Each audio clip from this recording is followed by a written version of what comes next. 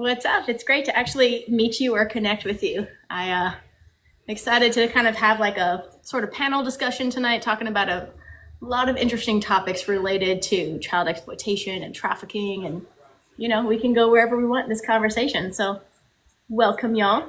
Survivors, tell us a little bit about what y'all do. We are a nonprofit organization that supports survivors of institutional child abuse at the hands of the troubled teen industry. Oof, I love that. How do y'all support survivors? We currently do like in-person meetups. We have virtual meetups. We just finished in the last month helping 3 different homeless survivors get a little bit more stable. We're just trying to make a community so that a big problem with troubled teen industry survivors is they tend to isolate because we've been quiet, a lot of us, for 20 years since our experience. So, we have plans to expand it further than that, but we're still kind of new. We've only been around a little bit over a year. So, I love it. I have huge respect for what you guys do. And we can talk a little bit more. There's a couple others actually that are survivors of the troubled teen industry that might be able to join us tonight. So I'm excited for that. I want to welcome the Mean Machine. What's up, Greg? Y'all meet my friend, the Mean Machine Radio. He's been my friend for quite some years now. He's got a really cool radio show. Go ahead and introduce yourself, Gregory Joseph. All right. You're able to hear me? Yep. All right. How are you, Double K? What's happening? Good. We good. I'm glad to be here. We just getting started. Yeah, I saw that. Thank you for inviting me. And yeah, to everybody that doesn't know me, I'm Gregory Joseph from 88.7 FM and WGAT. Kim and I have been friends and have been doing these type of things. She's been on the air with me, also stuff for several years now. And every time we do something like that, it's usually intense.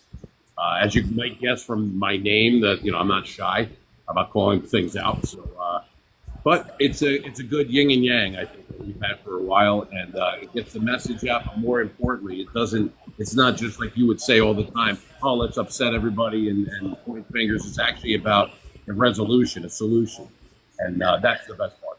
So I'm happy to be here. Much. Survivors, do you mind muting your mic just while you're not talking, just so there's a lot of background noise? I appreciate you. Yeah, absolutely. Thank you so much. Go ahead, Mean Machine. Oh, that was it. I was trying to get my camera on. Let's see if it actually will work. What's up, Becca? It's so good to see you. Y'all, there are some really cool people here in this panel and in the comments. I don't have space to invite as many people as I would like. I'm keeping an open space also for Miss Mean Machine. I'm excited to meet her as well. But we can kind of rotate. Yeah, so she's here. You're talking about Samantha. Yeah, she's here. Oh, awesome. Okay, cool. Is she going to be with you or like on a separate thing? No, she's just kind of hanging out right now. We've been running around all day, so she might use her phone and go on, or she might just come over and stick her little head over here. I don't know. We'll see. Okay, cool. I love it. Just didn't know if I wanted to keep the space open. Cool. Yeah. Do you want to? Well, she's actually right here, but I think she's doing something. To you. If y'all go live in the same room, it might create static, but let me know. I'm going to briefly introduce a few people in this panel, and then I want y'all to briefly introduce yourselves, because everyone here has a super unique perspective and lived experience and insight into what we're talking about tonight, which is broadly child exploitation and trafficking in America and its many different forms, the many different layers of this problem that people need to understand. It's not a one-size-fits-all. So I want to introduce, I don't know if you see on the same screen, this is Umbrella Rebellion, cult survivor as well. She does a lot to speak out. Cheryl beneath her is also, again, different cults you're going to see as we unpack this. There's not a one-size-fits-all when it comes to cults or any like sub-layer of these topics. So it's about understanding this problem. Christina down below, welcome. Sacred Scars. I want you to introduce yourself if that's okay, Sacred Scars. I don't want to botch the intro. Can you hear me? I can hear you. How do you want me to introduce myself? I'm not sure. What do you want me to... Like background and give me your elevator pitch. All right. I was raised in a Baptist church. My dad was a preacher. Pretty much broke us when he became a preacher. Then I was abused by one of the youth ministers. I held on to my Christianity almost all my life.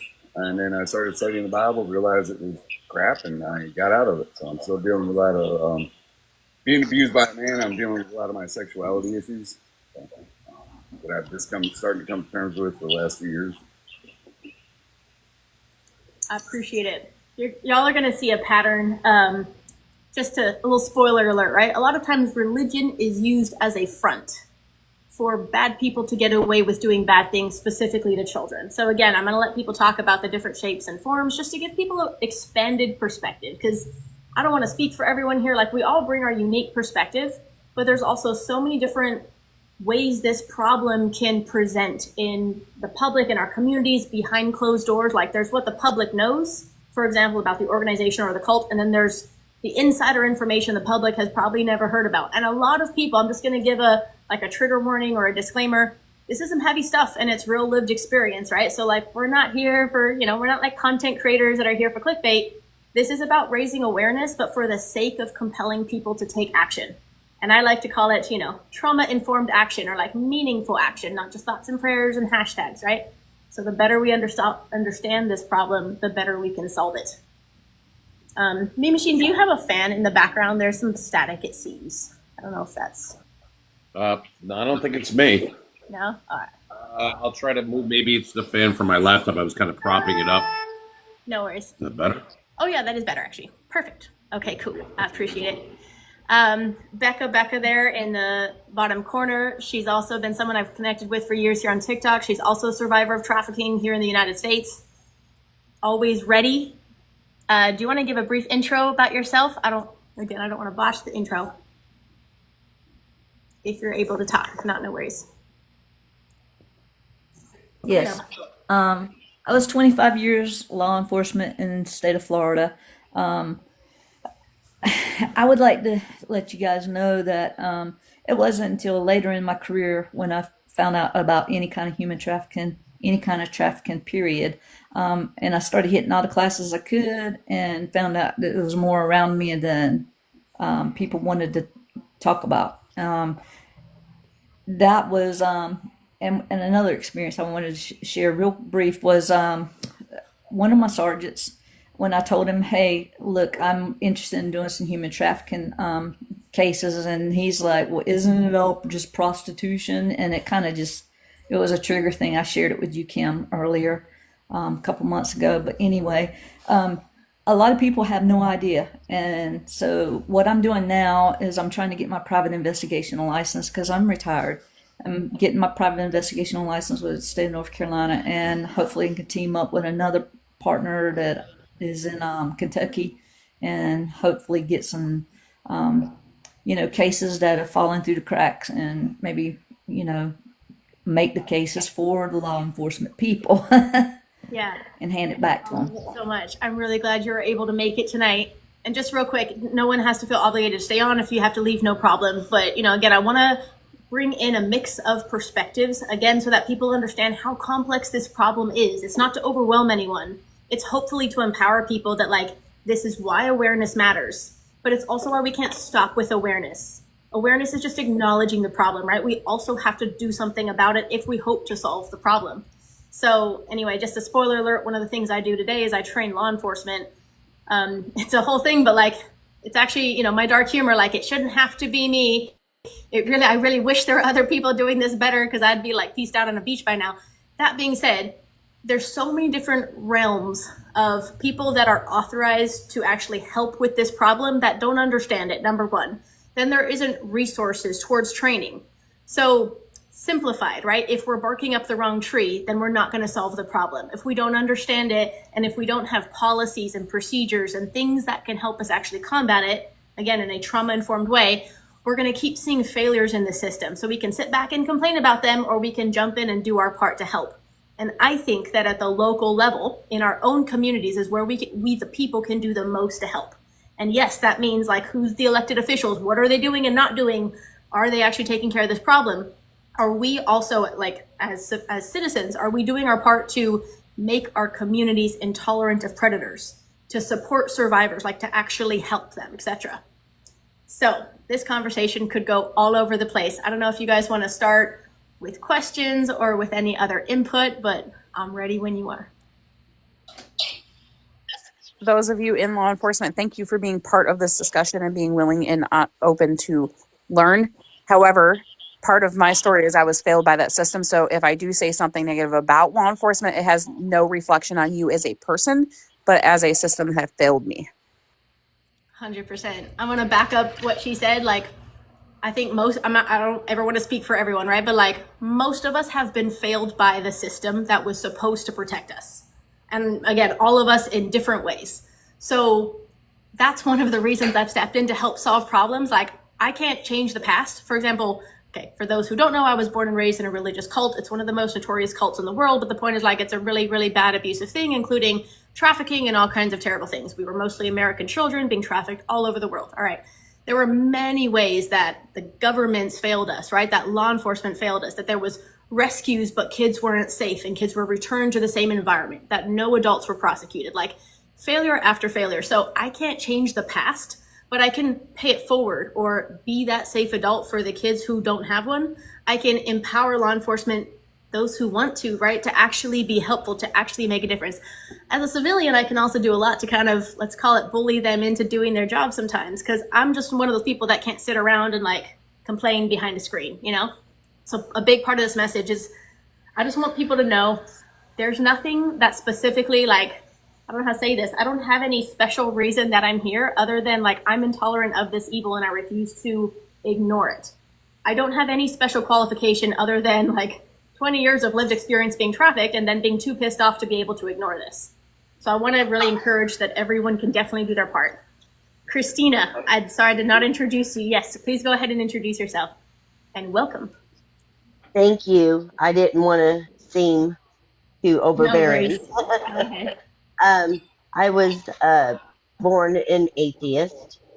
I got saved in Assemblies of God about 21, served God for 30 years, and then realized the Bible in its context and what it was really stating.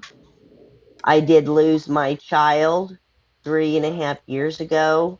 I raised him to serve God, and I still lost him from substance abuse. And what I do as my job is I am a certified peer specialist, substance abuse counselor, and crisis management. So I'm trying to spread the word and get the stigma off of all this stuff, and especially for the not for profits, because I've worked for several of them and I know what their main goal is. I don't want to offend anybody, but the main goal is money and not the caring of the people. And right. And I'm trying to expose that. I actually lost a job of 25 years with a not for profit because I became a whistleblower. You and And me both. we're supposed to be protected, and I was not. But I'm still working hard to make up for my son's loss of life, to get the word out there and do what I can. Me and Sacred Scars above me have been friends for a while, and we have a lot in common. And I'm just mainly making the rest of my life to let people know what's going on out there. And I am from Missouri, and I have been around. I live really close to a lot of the places where they have abused the children, and it just keeps moving from town to town in my state. So I am working hard to try to uh, expose them, like Sacred Scars is doing. Yeah. So Again, I really, thank you for letting me talk. of course. And I really appreciate your work and everyone's here. And again, I want to go around and kind of get a little understanding of what everyone does. And again, the lived experience and the lens from where they're coming from and then what they're doing today to fight back. Because it's so important to understand why these things are needed. But just to kind of highlight something Christine said, like, again, this is going to be a pretty heavy topic, but like, I think most of us have a lot of peers. Let me try to say this softly. the childhood trauma that a lot of our peers experience affects us all in very different ways, right? In my personal experience, like, okay, that was around 25,000 children born and raised in this cult over the 40, 50 years of existence. The point is that I have a lot of peers, second and third generation cult members, babies born into cults that did not consent, that were raised under a rock, okay? Not adults who chose to join, who are no longer with us. There's a very high rate of unaliving and of addictions and of all kinds of really difficult things, because it's very difficult to overcome that kind of trauma, not only physically. That's all kinds of things. I know grown adults that to this day cannot have children because of the bad things they experienced as children. But beyond the physical wounds that a lot of people may not even be aware of, the mental aspect of the trauma and the healing process is something most people cannot even fathom. So, we have a huge crisis with veterans, with homeless, with a lot of different realms in our society that need support. I just want to help people understand that, like, to survive the unimaginable is one thing, but then the healing journey, whatever that means for the individual, it can be a lifelong process. And if people don't get the support they need, we're not really preventing that harm from continuing. So there's a lot of unseen battles that people are fighting. And again, we want to help you understand just a little bit more about this issue. So on that note, Cheryl, if you would like to introduce yourself, and then Umbrella, I'll have you go next as far as, your background and what you're doing today. Thank you. Cheryl Greenfield. I write books for teens on abuse, trauma, mental health, queer characters. But I also speak out about being a cult torture survivor. My parents and entire extended family were part of intergenerational interconnected cults. So KKK, Nazi, Satanic. Torture and mind control were a huge part of that, and murder and trafficking, which is part of how they made money. And they went to church regularly. People mentioned church. And real quick, for TikTok purposes, please say unalived. Okay. And so my father taught Sunday school, my mother sang in the choir, and they had good jobs. And within the cult, there were members who were part of police and lawyers and doctors. So they are very, they look good in society. Yeah. And so I regularly speak out now to help other survivors and to educate mental health practitioners and anyone who works with survivors, because there is not enough support out there, and there are not enough people who are actually listening to and believing survivors. Oof, I definitely want to get back to that aspect, but just amen and yes to everything you said. Y'all, if you're watching, make sure to follow all these amazing people, and there's a lot of incredible people in the comments. I'm sorry we don't have space for everyone, but I really appreciate y'all being here. Umbrella, go ahead. Tell us what we need to know. All right. Well, I am a rare breed of cult survivor. I actually joined as a baby adult. I joke that I was simultaneously in 3 different cults at the exact same time. I joined IBLP as an 18-year-old right before I went to basic training. I consider the military a cult, and while I was in the military, I got introduced to IFB. So I was in 3 cults at once. If I'm going to do something, I do it right, and I do it well. Yeah.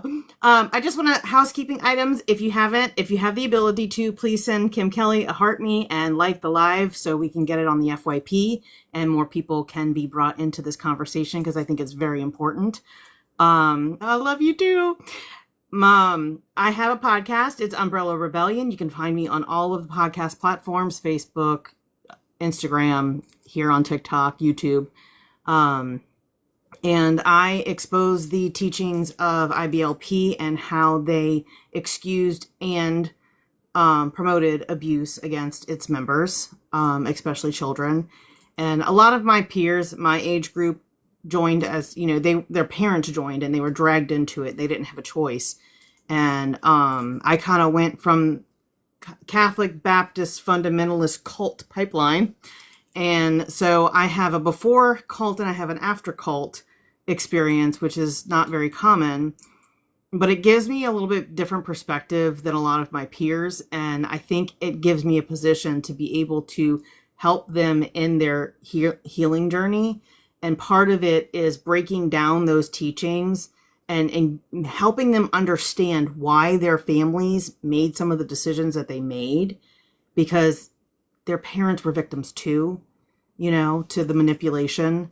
And the 80s and 90s were like prime for cults to suck people in. And the He's in 70s too. the 70s. I mean, it He's- started in the late 60s with a lot of them, right? I mean, that Gothard started producing publications in 79, but he was doing stuff in the late 60s.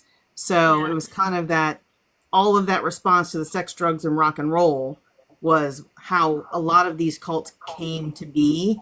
And the promise of safety for people's children when all these boomers were, raised in a post World War II world and in the midst of a lot of uncertainty in our world and threat of,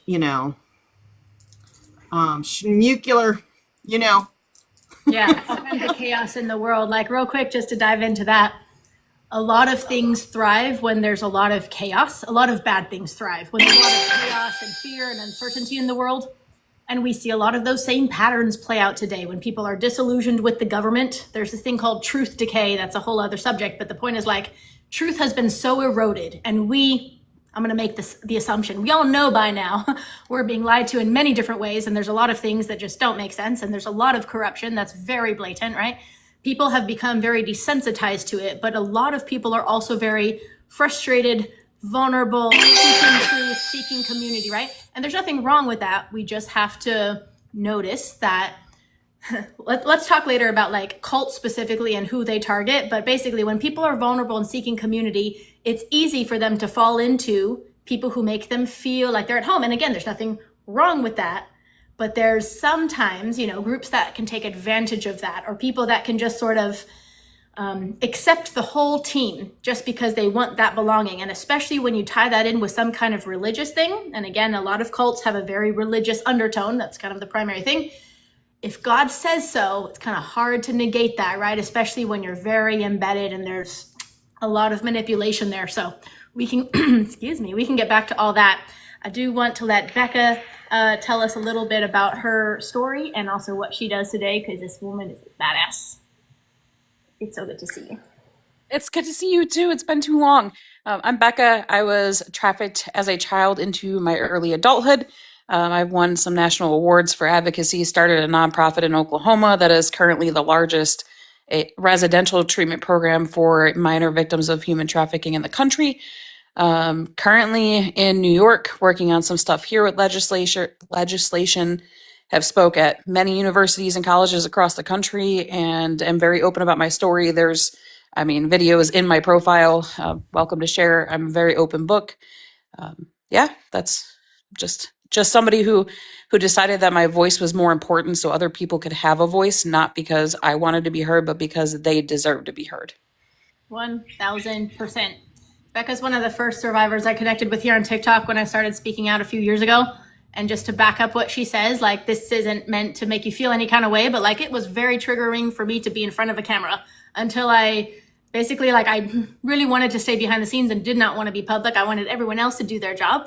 Once it was clearer to me that why our voices are so needed and why people need this education in order to help us solve these problems, it was bigger than me. So I kind of just, let's say forced myself, but made myself do it. If Tyler's here in the comments, he's 100% the person who made me do this. But all that to say, this is, I'm not trying to speak for everyone here, but I don't think any of us are just here to unpack our trauma on the internet for fun. We're doing this because we see these problems persisting today, and we see a lot of people that are unwilling to be aware. So, it's human nature to hopefully, question things, and that's great, right? However, when the issue of child trafficking has been stigmatized, politicized, and then not in many ways made to look like a theory, right? A lot of people, there's this whole conspiracy theory, which is 100% take it off and crazy there, but it's also kind of made people very disillusioned. A lot of times I bring up the topic and people will make the assumption I'm either a Trump supporter or I'm just a Democrat. They just, in their head, they have some kind of bias that removes them from this problem. Another layer of that is especially with law enforcement and other realms of our lawmakers, policymakers, etc. There's a lot of confusion between sex work and sex trafficking. Always Ready knows this, and many law enforcement knows this, right? So most of the training that law enforcement is given to combat trafficking is really just talking about, and I'm gonna clarify here, adult sex work. Go ahead, Sacred. SEX. Watch the SEX. Oh, my bad. SEX, my bad. Max. Pull up SW. I'll try. All that to say, if we are, identifying things that don't make sense, like just for y'all to know, I have so many law enforcement officers that really want to make a difference, that are held back, that are desperate for training, that are requesting these types of courses that I'm giving them.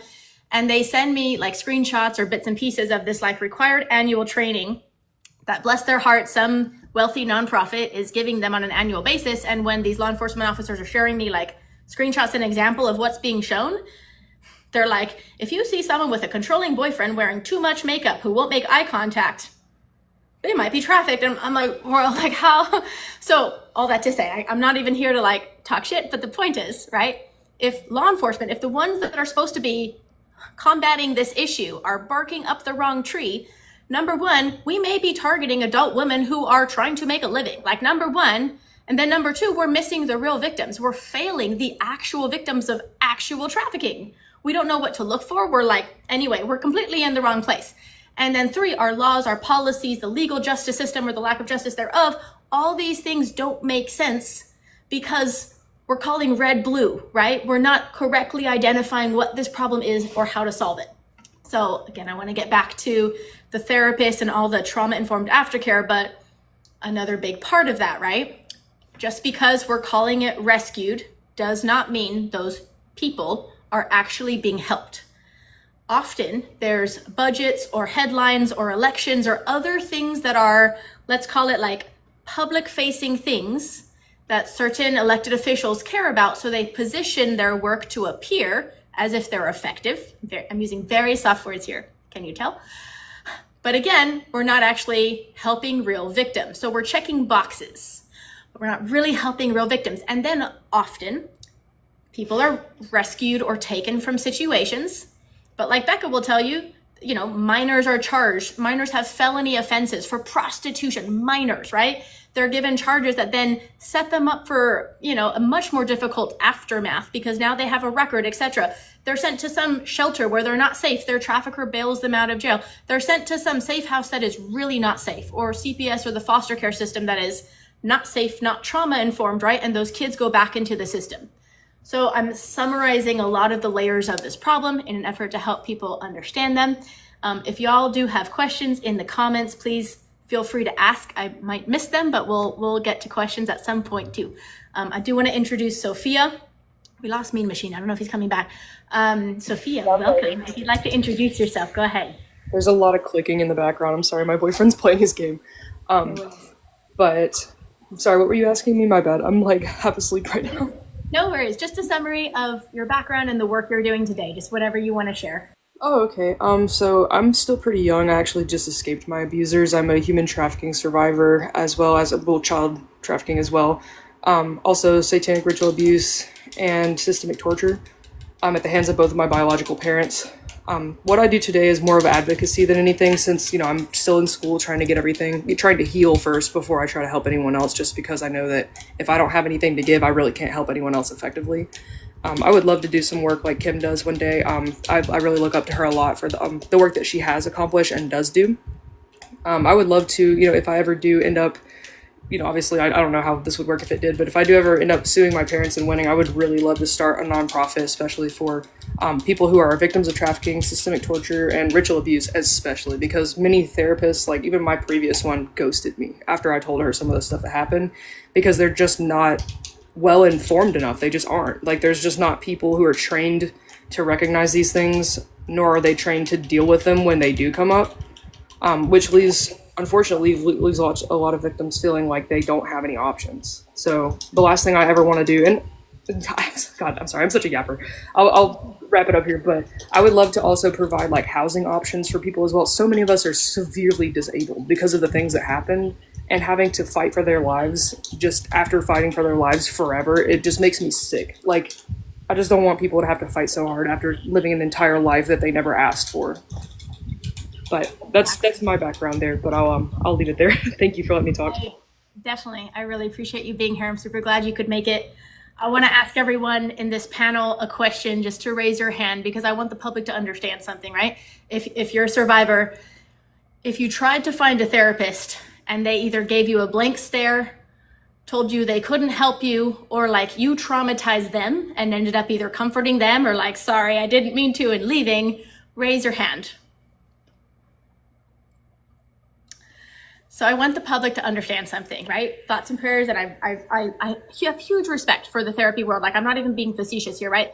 There's just so many different specialties, etc. There's a huge lack in trauma-informed understanding of survivors of extreme childhood abuse. Now, that's the most general way I can say that, because like we could nail that down into a million subcategories, right? Trafficking and satanic ritual abuse and like all these different types of other more specific things even that you should understand if you're trying to help someone who has survived that.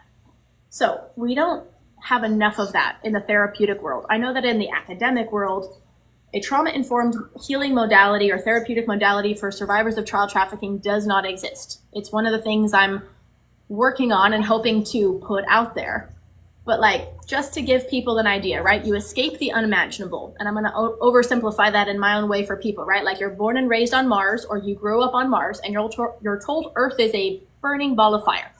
Then you make the decision to escape, or somehow you make it to Earth and you don't blow up in flames, right? So then you're like, wow, okay, now what? I'm just going to use my own experience, right? Don't exist on paper, don't have an education. By the way, my family's still in the cult, so there's like negative support in terms of familial support, right? We have nothing. Then there's just like this whole outside world that you don't understand, and all these people happy to take advantage of you. So in addition to figuring all that out, then it's like practical survival. What does that mean, right? Housing, education, getting a job, like paying taxes, all these very overwhelming things. So most of us, I would imagine, hit the ground running to some extent in terms of surviving. Then the deciding to heal process is quite a complex one, right? So like, I'm gonna oversimplify it, but it's not, no part of this is easy, or it's like a quick fix, or just like a decision you make one day, right? The point is that for many of us, first we have to have this runway of survival to just like get our feet on the ground. And then there's figuring out what healing even means. So if we're there, and if we feel like we can go get help, because most of us don't. Most of us, again, I'm going to speak for myself, but like, I didn't tell anyone, unless you were born and raised with me, like unless you grew up with me, nobody knew about my cult background until like literally 3 or 4 years ago when I started speaking out publicly. Why? Because I was like, oh, that's some weird thing from my past that I'm going to keep hidden because people are going to think I'm a weirdo, and let's just not scare them with all those details, right? Dark humor. The point is that most of us feel so isolated and just all this like weird shame, and I don't know what to do with all the stuff. I'm just going to push it away and go forward, right? Even when people try to get help, it's very difficult to, said simply, find someone helpful, someone that can listen and handle what we're trying to unload, and realize like, if we can find that person that we can like let it all out, it's going to be very messy. We haven't figured it out yet, right? We're unpacking all these things. We don't know. It takes years for most of us, sometimes like many years, to even figure out these pieces. And then there's the, what do I do with this, right? These are not things we can like wish we could forget. And it's not a forgive situation, right? It's, in my opinion, it's like, what do I do now in terms of healing? Like, what do I want to do with this? And there's no right or wrong. Like, there's no one size fits all. There's the individual healing process, and there's, finding what peace and healing means for you. All that to say, the lack of support from like logistical, physical support, like housing, education, food, childcare, etc. And then the lack of academic understanding or therapy, right? Trauma-informed therapy. It's severely deficient. So in my own peer group with the cult and the people that were born and raised in the cult I was raised in, again, a huge rate of unaliving and terrible things from 2nd and 3rd generation people. A lot of people try therapy and give up on therapy because they found that it's not helpful, right? Or like, it's just kind of digging up these old wounds. So just Yeah, I'm gonna, whoever wants to go next as far as like your perspective on the trauma informed therapy process, but just traditional therapy like talk therapy isn't always helpful. So basically, it's not necessarily, you know, reliving the experience and making me like go through all these terrible things that happened as a child. That's not always helpful, right? There are other processes that can be more helpful, but it also takes a lot of trust with whoever the therapist or the guide is, because like, first of all, you know, we have trust issues. Let's put that out there, right? But there's a lot of people that like don't know what to do with our information, have used our trauma against us, right? Will call us a weirdo or a liar, all kinds of things. And again, like that can just be even more traumatic and obviously frustrating for the survivor. So if anyone has additional insights on the trauma informed therapy process. There's also, though, a lack of education for therapists, especially about cult abuse and then cult torture. Like for those of us who are ritual abuse survivors, like satanic KKK Nazi, like there is such a lack of awareness about like mind control being used, about all the different things that are used in cult torture and everything that goes under the surface. And so recently I've started consulting with some therapists, and I'm going to be doing that with my friend who's also here in the comments, the Brigadoon system. And we're hoping to help therapists understand the, like, so much. There's no training, and there's no training from that. People will say that they're trauma informed, and then you get down to cult and they're like, what? Like they don't understand, they don't know, they can't believe.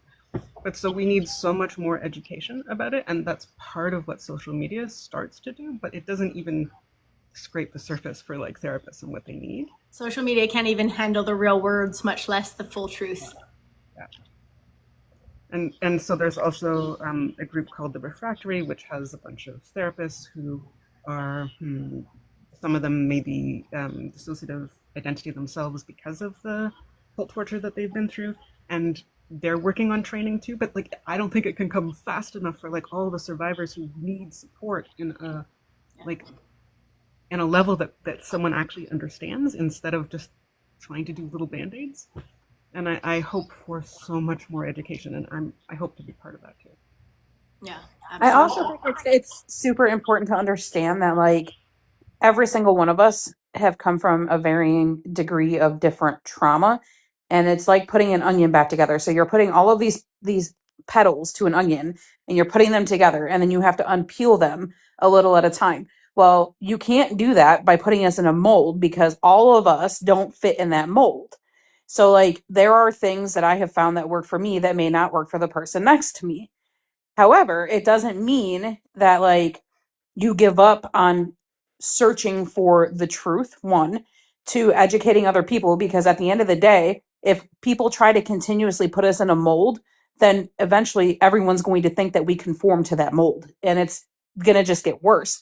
Thirdly, not only is it hard to find a therapist who is trauma informed and who understands us, the lack of funding for therapy for survivors creates an even bigger barrier. So like for me, like I don't currently I work in the private sector. I have a 1099. Like I don't qualify for government assistance or subsidized housing, or sorry, subsidized healthcare. So like just to go to therapy for me, it's $110 a visit. Like let's be realistic. I'm a single parent. That is sometimes unattainable. So it's not that I don't want to go to therapy. I can't afford it sometimes. So that's a whole nother realm of reality for a lot of us as adults. Now, I will say that it is getting better in for my identified minor victims, because there is funding available and a lot of nonprofit help when it comes to therapy for them. Is it trauma informed?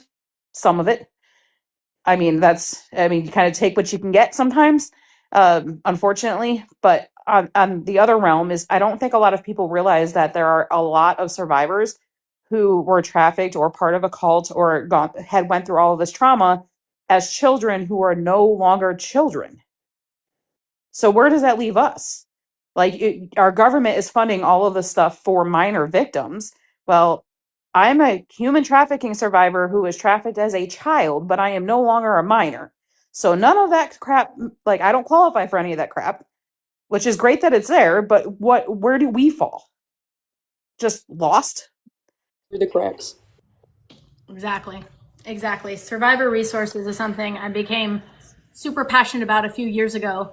I've narrowed down my focus into helping children, etc. But like you're saying, the aftermath is something so misunderstood and overlooked. Or there's this idea that like, oh, I'm so glad you got out. Now you're fine. Thoughts and prayers, right? Or like survivors understanding that one of the reasons I asked you, I was like, how do you support survivors? Because I'm sure we've all heard like a lot of nonprofits. Here's my soapbox, collecting millions of dollars either for combating trafficking or supporting survivors. And you're like, I've learned to ask, what does that mean? Because if they can't be specific, like there's a red flag there, right? If they're just like thoughts and prayers and hashtags and awareness, like that's not actually supporting survivors, right? You can call that awareness, but that doesn't take millions of dollars, right? There's a lot of people exploiting the problem. On a more serious note, I've shared the story before. I've vetted a lot of safe houses and found them not to be safe. I've vetted a lot of nonprofit safe houses type survivor support nonprofits, again, that were collecting millions of dollars, had very beautiful websites and online presence saying they housed survivors. In one of the most horrific cases, I had 2 survivors that really needed help. They met every qualification for survivor of child trafficking. I spent about 4 hours making phone calls and submitting paperwork and emails and stuff. After that, they gave the survivor a $25 gift card to Walmart. That was their like, oh, here you go. God bless you. We've done our part. Thanks. I was so horrified. Like, that's not even worth my 4 hours of time, right?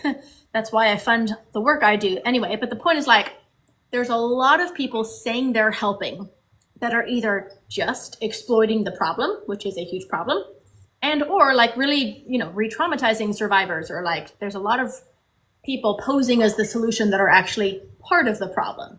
So it's another layer that we need to understand. And again, all the way back, but working with law enforcement, when we do rescue ops, things like that, like obviously there's some really legitimately terrible situations that kids have been rescued from in the last few months. And I'm huge respect for, all the efforts that have gone into it and the people involved and all of that. That being said, if we don't have a safe place to put these survivors, often they can end up being re-traumatized or just put into another broken system, or foster care, CBS, and all these things. So I try to help with that, bridging the gap between like the aftercare part is not law enforcement's jurisdiction, but there are some things about it they need to understand so that they're not just like, oh, we got kids who, right now there's not a lot of understanding of that turnover process. Do you want to speak to that? Always ready? Yes, I would like to say a lot of times when kids are recovered in a bad situation, there is nowhere to go unless it's social services or DCF or whatever you call it in your area, CPS. So a lot of kids come from those and they're running from them, either run away, run into a bad situation, and got picked up and got sucked into this HT and manipulated and abused. And so when the courts and we as law enforcement find them or they get recovered, they get returned back over to these people, whether it's parents, whether it's the foster care system, and that's got to be stopped. And I don't think, as what I saw from my years, I don't think there's enough education. And like you were speaking to it, Kim, there's not a lot of counselors that are formed so they can even help these kids when they come out of an SA situation. So there's so much that everybody can do. I mean, you don't have to be in law enforcement. You don't have to be like anybody superhero type, but there's so many things, whether it's like speaking to your local community leaders, or whether you're actually trying to change things by writing bills and petitioning or lobbying. There's so many different things, and maybe go into some kind of counseling field. I mean, there's so many things that the public can do, and we really just got to wake up to what's going on. And if we don't do our part, you guys see, I'm not a victim, and I guess I'm blessed in that way, but you guys fell through the cracks, and I'm sorry that you guys fell through the cracks. But and as they were, Sophie, I think it was, speaking to it earlier, that said that, or maybe it was Becca, when you get out and you are an adult trying to wrestle with these things that you have went through as a kid, there is nothing for you. Well, let's change that. Let's find somebody that can write some bills. Let's do something about it. you guys, even as, survivors, let's do something. I mean, I think there should be some kind of registry of places that we can send people after they've been saved, rescued, that has been checked out, and we know that it's safe places. Because, like you said, Kim, there's a lot of nonprofits that are not really safe places. Yeah. I wish I could tell you when I talk about my story, and again, there's videos on my page. I did stop making a series because I had a heart attack in March, but I will start posting videos again because my story is important, because it tells a story of a lot of other people who don't have the resources or the ability to use their voice to help bring awareness. But one of the biggest things I can say about several milestones in my story was it should have ended there. And this is what I mean by that. I had contact with law enforcement in multiple states. And one of those interactions, multiple of them I identified as a human trafficking victim, but I can only speak to my experience. But in Idaho, I was identified as a human trafficking survivor, and I don't care if I get kicked for using, but because that's what I am, and I'm not going to play around with TikTok's craziness.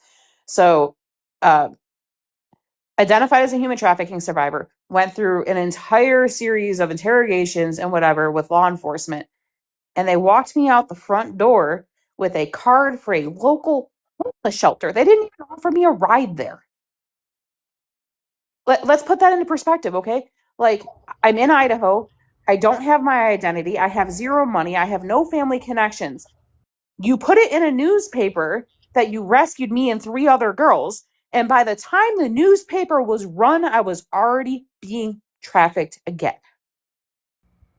Right. And that's common. Did you That's say they took your phone too? Like they took your cell phone, then they give you a yes. business card. Yes, they took my phone. Like, they confiscated it as evidence. So, like, the reality is there is a lot of that happens, and I'm not blaming law enforcement for it. I'm not, because it's not really their responsibility.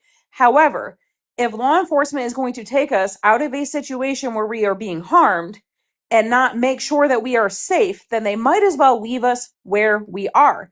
Because at the end of the day, when my traffickers found, and it didn't take long for them to find us, because where the hell are you going to go? Like, let's be honest. Like, where are you going to go? So they find us, and then the brutality of the physical abuse that happened after that is something I can't even describe to you. So, like, yes, there needs to be an infrastructure in place. There's no confusion about that, right? But another experience I had was walking up to a local, this was in Las Vegas. That happened in Idaho, but in Las Vegas, Nevada, there was all of these people who were standing on Fremont Street collecting money for, human trafficking survivors. And we're doing all of this good stuff. Me, as a current in being trafficked, walked up to them and asked them for help. And they told me they couldn't help me.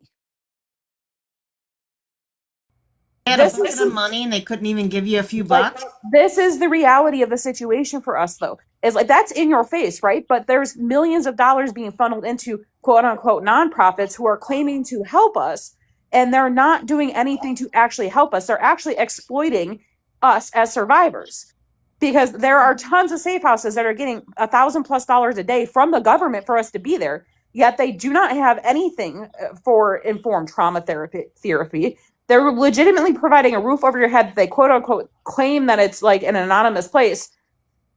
They're not anonymous. None of them are. Like, you can ask, coming from the realm I came from, like, there were plenty of times that I ended up in safe houses. I'd run away. I was trying to get away. And within days, I was right back into where I was. And if it was worse, because then I would get my ass beat. So, like, it comes to a point when you go through that cycle enough that you stop asking for help, because asking for help isn't helping. Can get you killed. Correct. I watched people be unalived in front of me because of reaching out for help or being out of pocket and all of these things. Like, I was trafficked for 10 years. I statistically should not be alive, but I am. I feel that. So, like, you take all of that into consideration, right? And then we start talking about, these are our experiences. What can we do to help? And then we have people like coming in the comments. They're like, oh, I want to help. I want to help. I want to help. Or let's push for legislation. Let's push for legislation. Fuck legislation. That paper means nothing to me. And Kim can attest to that. We have way too many laws and bills that have already been passed to protect trafficking survivors, but they mean fucking nothing if one, there's not infrastructure in place to actually use them, or two, they're not being funded correctly. So if those things aren't in place, that paper means fucking nothing. We have too much crap going on right now in our legislative capacities that are saying, hey, look what we did to protect our children from trafficking, or hey, look what we did to help adults of trafficking. Yet here I am 10 years, almost 11 now, from standing on a corner for somebody else's profit. I have a felony conviction on my record that I can't get expunged. I have 6 college degrees and can't find a job currently that pays me more than $20 an hour, to a point where I am literally Instacarting to like feed my family. Yet here's all of these people posting all of this crap everywhere. Oh my God, look what we're doing. What are you really doing? Making somebody feel good? Because it damn sure isn't helping me, and it's not helping the other thousands of victims that are in this country. And if this is offending you in the comments, good, it should be. So I'd like to speak to that a little bit, because I absolutely love one of the points that Kim makes constantly in her videos. If you can identify 5 children that in or around you that you can help, if you know someone who is in foster care, a child that is in foster care, if you know someone who has been a survivor of the, interstate, uh mobilization of their self, that's where you can help. You can pay for a kid to go to therapy. You can get with their foster parents and you can say, hey, I know your child has been through a lot. I would like to help. Can I pay for their therapy? That would, if we got people that would just invest locally in the children who are affected, local to them, do you know how much we could do for kids?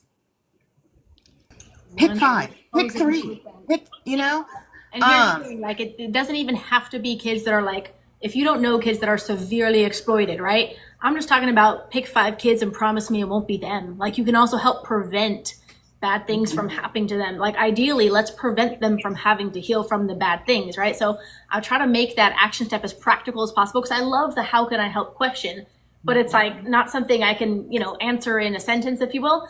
It's all, anyway, the simplest way I can say it is like pick 5 kids near you and promise me it won't be them. Because like whether or not you can, drive or leave your house, I promise you there are kids in your community that you can help, that you can support. You can be that safe adult. You can intervene if you see something's off, even if they're just like at risk or, from an impoverished family. Like there's so many ways we can actually help. So thank you to everyone asking that question. That's kind of the rapid, wrap it in a bow way that I can simply answer that question. But of course, if you feel called, if you have the ability to actually really get involved, again, I think the most effective way is to really get involved in our local community. If you can pick a career or an expertise or a hobby or, a thing to volunteer with, that's really helping, like after school programs or therapy or, there's a lot of different ways. There's investigative work, there's law enforcement and actually making change there, which is a whole other thing. But like, get involved and help directly. That's my best advice. I know there are some good nonprofits. Like, look, I founded a 501c3. I don't fundraise. I fund it all myself, but like, it's for the sake of paperwork. There's a lot of the very large, very well-funded nonprofits that, to everybody's point here, like they say a lot of things, but we don't see those measurable results that we should expect from those millions of dollars that they've raised in the name of saving children or combating trafficking or whatever we're going with that. So, Christina, I know you've been raising your hand for a while. I want to make sure you can go ahead, but let's keep unpacking this though. Okay, thank you, sweetheart. My problem is the government is doing so much about substance abuse, and when people get released from prison to try to help them, but you don't see in the system much of what we're talking about. And if they would create a place like they do where I work at for specific things like this, it would help so much for these children. Because I have adults that is in my system that is going through all of this trauma. And they aren't getting help at all for that. They're getting help for the other stuff, but they're not getting help for that trauma that they went through. As Umbrella said, the, bodily, use. Exploitation. Yeah, Movement absolutely. across state lines. Yeah. Yeah.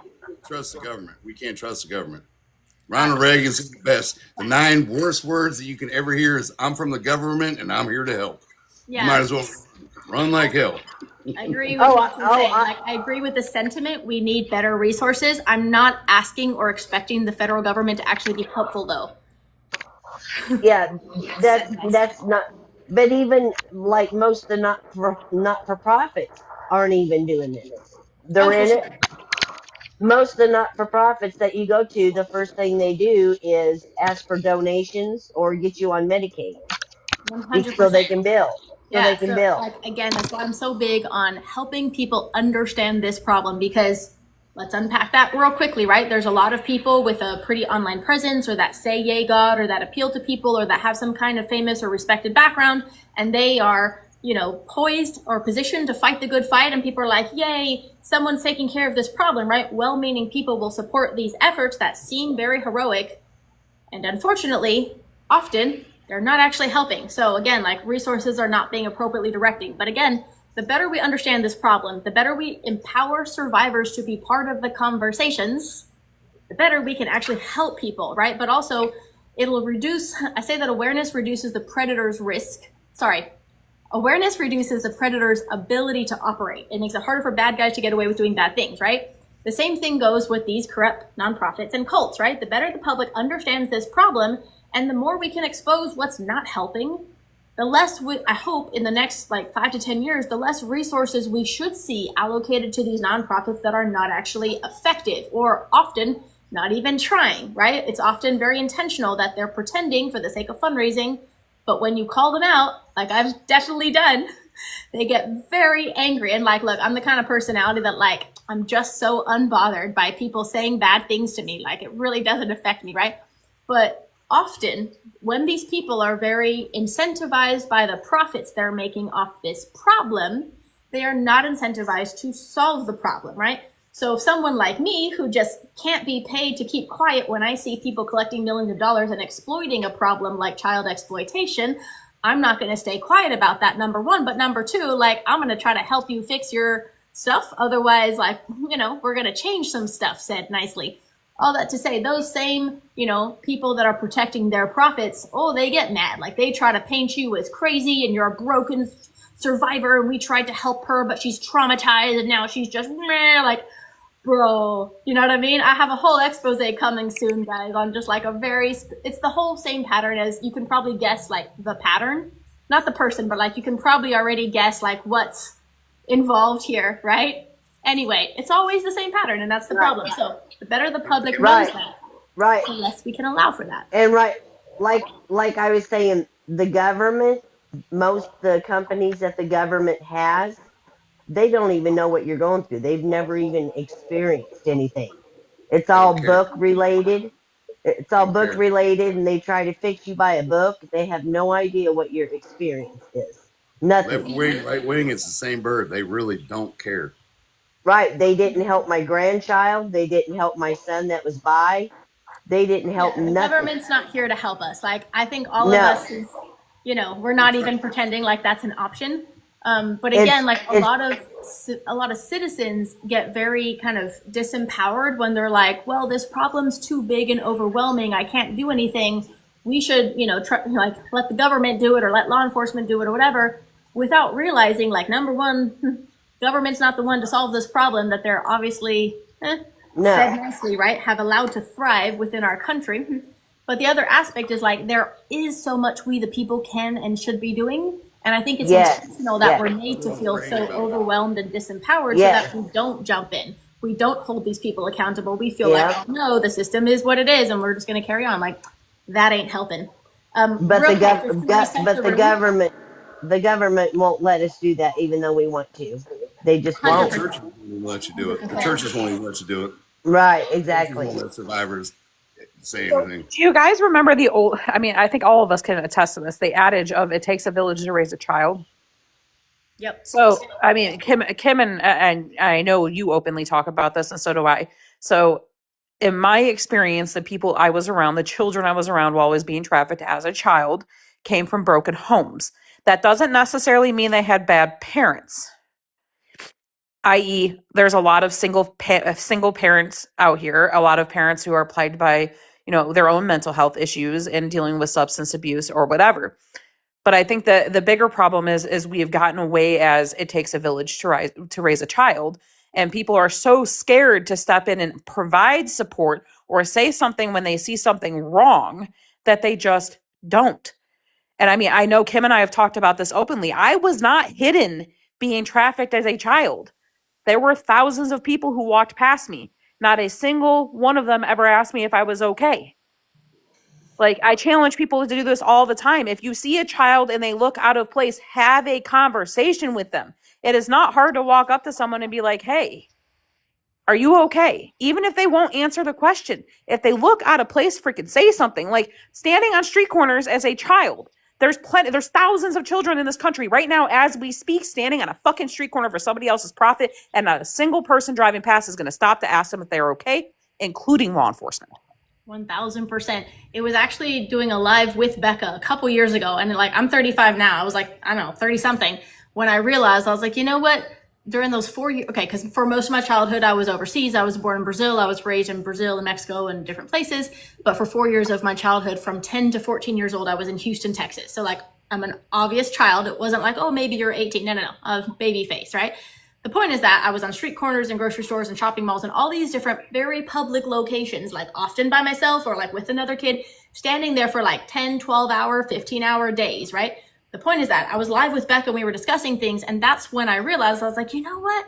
Not one time did anyone ask me if I was okay, or any type of like, can I help you type questions, like, have you eaten today? Are you okay? Where are you, where do you live? Are you going to school? I had tons of debates with Christians about which denomination. I had tons of conversations with thousands of people. But again, not one concerned citizen, not one law enforcement officer, like not one person had the awareness or the courage just to ask if I was okay. To Becca's point though, just like the child doesn't know what's going on. We're probably scared of you, right? We're very scripted generally, but like we're told you're the bad guy, for one. And for two, we're very scared of who we're told to protect. So like we are following a very strict line here. So the point is that if someone had asked me, are you okay? Like, I don't know what I would have said. I probably would have froze up and like, yes, like had some forced weird action. But that's the point of telling adults to ask children that question, because if you're approaching it in a non-threatening way, and I've done a lot of videos to really oversimplify this, but the short version is like, play dumb and ask questions, right? Approach in a non-threatening way, ask totally normal questions, like we're not doing anything crazy here, and monitor their response. If they freeze up, if they're like acting not okay, like that's a big red flag, right? Unfortunately, that child is not going to have the perfect words to give you. They're not going to tell you what's going on. They probably don't know what's going on, right? So a lot of people are like, but what questions do I ask them? Bro, it depends on the situation. Like I can't give you a one-size-fits-all script that would apply to every situation. I'm asking people to use their best judgment, but more than anything, to observe what's happening, collect information, and use your best judgment from there with what you can do to actually help. And just real quick, I want always to chime in on this from law enforcement, but to Becca's point, right? If you're not in the position to help, don't try to play hero, right? Helping could actually be like, let me just unpack something real quick. If someone had shown interest, and I would have known that someone cared. This is not meant to be a sad story. This is meant to help people understand, right? Nobody asked that question. I was told everybody's the bad guy. So the point is like that reinforced that belief in my head, right? Nobody is there to help me, etc. If someone would have extended that olive branch of help, it could have opened my eyes that like, hey, maybe out there I could find help, etc. The other aspect of that is that, okay, if you had rescued me, even if you were law enforcement, they would have returned me to my parents who were traffickers, okay? I was born and raised in this cult. My parents thought this was God's highest will. The point is that I wouldn't have been rescued, but it would have reduced the predator's ability to operate. I could have spent less time on the streets, okay? Now, but let's bring that all the way back. Let's forget rescuing, like let's not even go there. If someone had even offered, like you can offer to buy them food. You know what I mean? Helping isn't always this heroic act. Sometimes it's really just listening, or spending some time, or like, you know, some meeting some kind of need in that moment. It can be pretty simple. What I'm asking people is to not do nothing. Walking away, ignoring it, pretending like it's someone else's problem, that's not solving anything, right? Go ahead, always. Add to the investigation part. If you're in the streets and you come up to a kid and you want to ask it questions, ask it some basic questions as if you were concerned. You know, somebody thinks they maybe didn't eat or whatever. Why aren't you in school? That kind of thing. And if you get red flags, you just call and let the investigators handle the situation. Now, let's say this, not all cops are going to be the greatest investigators because, as Kim said, they don't know what to look for. And as I said, it was later in my career that I even picked up on what to look for, only through some, you know, training classes that we had. And as Kim said, it was kind of bare bones minimal. But if you are a person that sees something, at least call, because if you call, you're going to disrupt what they're doing, their business, whether it's trying to push some religious thing or whether it's trying to do the SA thing.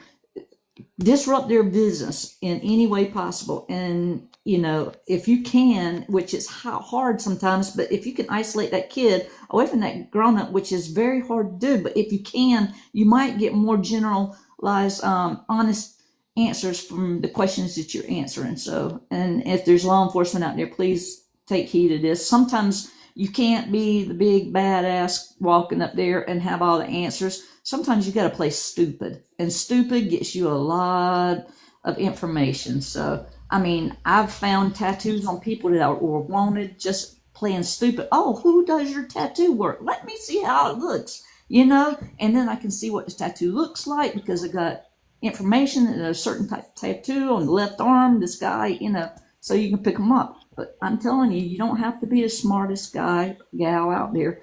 Play stupid sometimes, and you get the answers that you need. 100%. Play dumb, ask questions. I want to welcome Anonymous here, and if you want to introduce yourself, go ahead. But go ahead, Cheryl. For me, the trafficking was more hidden though. Like I wasn't standing on street corners. My parents and the whole cult were who were trafficking me, and they looked really good. And it was like I went to school, but there was always a cult member in every school that I went to. I went to church with my family. Half of the congregation were part of the cult. Like the trafficking was hidden. And if anyone had asked me a question as a child, was I safe? I would have said yes, yes, yes, because they taught me that I would have been unalived if I had spoken the truth. And I was also, because the torture and the trauma was so extreme, I was dissociating from it. I couldn't remember what was happening. It would happen like an hour ago. I wouldn't remember. I was not safe. So it's like looking at body language. It's looking at like, do I look like I feel safe with my parents and my extended family and everything? You can see from like the terror in my body, even though like I'm masking and I was taught to smile. I was taught to smile around all adults. I was taught to smile for every freaking photo and for the, I don't know how to say the word, but children are in photos and for other things. Like I was taught to mask to not be unalived. I was taught to constantly answer, I'm fine, I'm okay. Like I still have trouble like answering the question, how are you doing? Like like my automatic is I'm fine, I'm fine, I'm fine. And like I have to like now my way to say like I'm not fine is to say I'm tired, and that's the only way I can say it. We're taught to mask so much. Also, just a side segue for a moment, like please don't forget about adult survivors. There are so many adult torture and cult survivors with so much trauma. We're struggling, so many people are struggling, and so often, like Becca said earlier, like we don't have the funds to get therapy, and it's so freaking hard to find a really good therapist who understands all the trauma. Like I wish there was a fund for survivors that would help for therapy, and not just in the US. Like I'm based in Canada, and I was taken to the US for trafficking. I was also taken to the UK. I was taken to Europe, like, and in Canada. Like I wish there were funds for survivors. I wish there were good more supports out in the world, but also, so like I ran away as a teen. I ran away to a shelter where I thought I would be safe, where I hoped I would be safe. There was someone there who let my parents in every night to take me for torture and trafficking. Like I was not safe, and I ran away so many times to get safe. It took me like most of my life to get safe, and part of that is the dissociation. part of that is like the trauma. Part of that is like there aren't enough supports out there, and there's not enough education out there. Can I just say one thing? And D wanted to get back to this too, about therapists and doing that. We're scared to talk to any adult or anyone. So a therapist, especially being a stranger, it's hard for any therapist. And honestly, I found the most therapy being right here on TikTok, talking to other survivors than I could ever get from any doctor. Because unless that doctor went through the same exact thing that I went through, we have nothing in common, honestly. 100%. Real quick, just because I want Umbrella to go next, but like, again, I've met a lot of incredible people here on TikTok, etc. A few years ago, when I started speaking out, there's a survivor named CP. I don't think he has TikTok anymore. Incredible guy. He wrote a whole book about his story being trafficked in the U.S. as a child, etc. All that to say, he was, rewind about 3 years. His countenance, like he was just very, hurt and all these things. And there's this video clip of us on YouTube talking about trauma and healing and stuff, and he's just sitting there like this, right? And he's telling the story about how he was trafficked, and he's saying, yeah, but I was a bad kid, I deserved it, and I would blah blah blah. And I let him finish, and I was like, I gave him some encouragement. Then I was like, brother, I just want to challenge something you said, right? Because I know he had a 15-year-old child, and I said, take your child on their worst, most rebellious day. Do they ever deserve to be trafficked? And he just went. We can unpack more about this later. Often it's easier for us to have empathy for others than for ourselves. But the point is that I was able to kind of reframe it in a way. And I said, that was never your fault. That's not your shame to carry. You were a child, blah, blah, blah. I walked him through like some things. And he goes, you're the first person that's ever told me that. And that was when I realized, like, it broke me. You know what I mean? It was this beautiful, tragic thing. When I realized, because like, I'm gonna be real, I haven't been to a lot of therapy, haven't found a lot of help in them, but like you said, I've done other things that have been very helpful. The point is that this dude had been through a lot of therapy, and no therapist had told him it wasn't his fault. He had been carrying that shame, and he was in his 40s by then. Like, I just, for context, like that's one of the most obvious examples of how much lack there is in actual help, therapeutic support for survivors. So go ahead, Amanda. Anonymously has her hand up down there in the bottom. Anonymously. Well, anonymously, welcome. If you want to introduce yourself super quick, we're kind of on the therapy and healing topic, but I know you jumped in. I want you to say hi. Muted.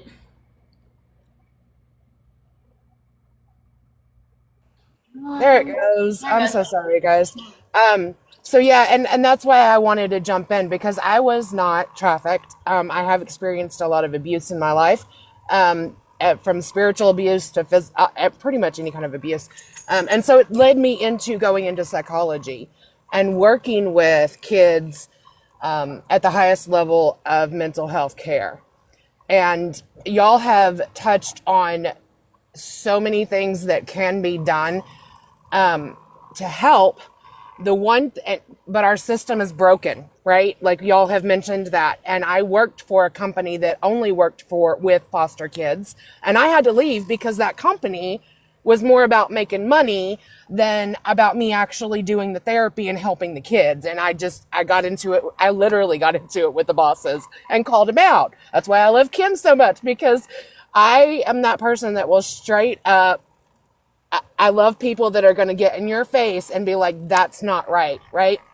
And which is why I'm not working in the industry right now, because I can't get along with owners that are more about money than they are about actually helping the kids. And working on getting my PhD so I can set up my own facility one day in Jesus' name. But I wanted to, a lot of people in the comments kept saying, give us some real practical things that we can do. Give us some real practical things. And you talk about the 5, and I've sent you a brochure about the 5. Like, I want to take that brochure and just spread it everywhere, because I want people to understand that whenever you take those 5 kids and you start putting into them, like when I work with these kids, right? When I work with them, they have almost a Stockholm syndrome. And I hear you guys talk about that. Like y'all loved your parents. You were to protect them. That is part, and it's different for kids that are trafficked and kids that are abused, because you weren't kidnapped, right? You were born from these people. So it's a little different than actual Stockholm syndrome, but it's similar, right? And so how do you combat that mentally? And Kelly, you always talk about how nobody ever said, are you okay? That is the first step. And then you've got to start quietly, calmly, in a very non-threatening way, let the child know this is not okay. So when you pick your 5 and you see that they are being abused, you see that they are not in a healthy situation, you have to start showing them this isn't okay. If you come across a kid on a street that you think is being trafficked, you can call the cops and they're just not going to do anything. And that angers me to no end, right? Like I just, it's infuriating that we can't just go in and take these babies and protect them. But then, like you said, Kim, what are we going to do with them? So what do? We start planting the seeds of hope. The kids that I have seen that have been able to overcome the trauma and the abuse, and I have worked with trafficked kids, the way that you can overcome it, the way that you start to overcome it is just those seeds of you can be okay one day. This is not normal. That what you were raised to believe is normal is not normal. And what is normal, what is healthy, is XYZ. And then for those that have the funds, that have the means, that have the resources, become good foster parents. Because that was the other thing when I was dealing with some of these foster parents. They're in it just for the money too. And darn straight, I reported every stinking one of them. Okay? Because you've got, you just, it's a double-sided system, right? 100%. So I want to just jump in on something you said, because that's why the trauma-informed approach is so important. And a lot of these things take so much time, not only to deconstruct, but to then reconstruct. So like oversimplified, just for the public to understand, especially when we're talking about a child, the way I oversimplify that, like born under a rock, you're raised to believe red is blue, that's your normal, that's all you know, right? For a child being like, hey, that's, red is actually red, and believing red is blue isn't healthy. You know what I mean? Like it may not resonate, and it may kind of unravel them without giving them something to replace that with, if you know what I mean. yes. If that's all they know and that was their only safety. And again, often, it's coming from the family. Often it's not even like, okay, this is, anyway, weird for people who don't get it, but like, no, I didn't love my parents. It wasn't that kind of Stockholm syndrome. It was like, where was 8-year-old me in Brazil gonna escape to? You know what I mean? Like if a stranger on the street asked me like, hey, come with me, like they're not safer than these, it's like the devil I knew was better than whatever's out there, but it's also like, where would I even have gone? So all that to say, and then, you're told cops are bad, you're told everybody's bad, and like they hate us because we love Jesus. Like literally all this very effective brainwashing that works on adults is way too effective on children. So all that to say, like there's a lot to understand before we try to unravel, right? But the main thing is like, people don't need to have the perfect way to help. It's really just about, if we're going to oversimplify it, because we can't give a specific like script for every situation, but like Right. playing dumb and asking questions is a great way to understand like, where are they at and how can I help? And then finding a way to start helping, even like start really simple, because it is about gaining trust. Now it's an understatement to say we all have trust issues, right? So like realize the whole gaining trust, you're not just a stranger trying to get to know a kid, like you're unraveling all this terrible, like unsafe connection with people. And then you're trying to replace or teach a kid who's never known a safe connection with a human, safe connection with a stranger. So anyway, it gets real complicated, but like to oversimplify that, it's one of the reasons animal therapy is so helpful for survivors of extreme abuse, because animals don't ask all kinds of questions. They don't expect all kinds of answers, and they'll just sit with you.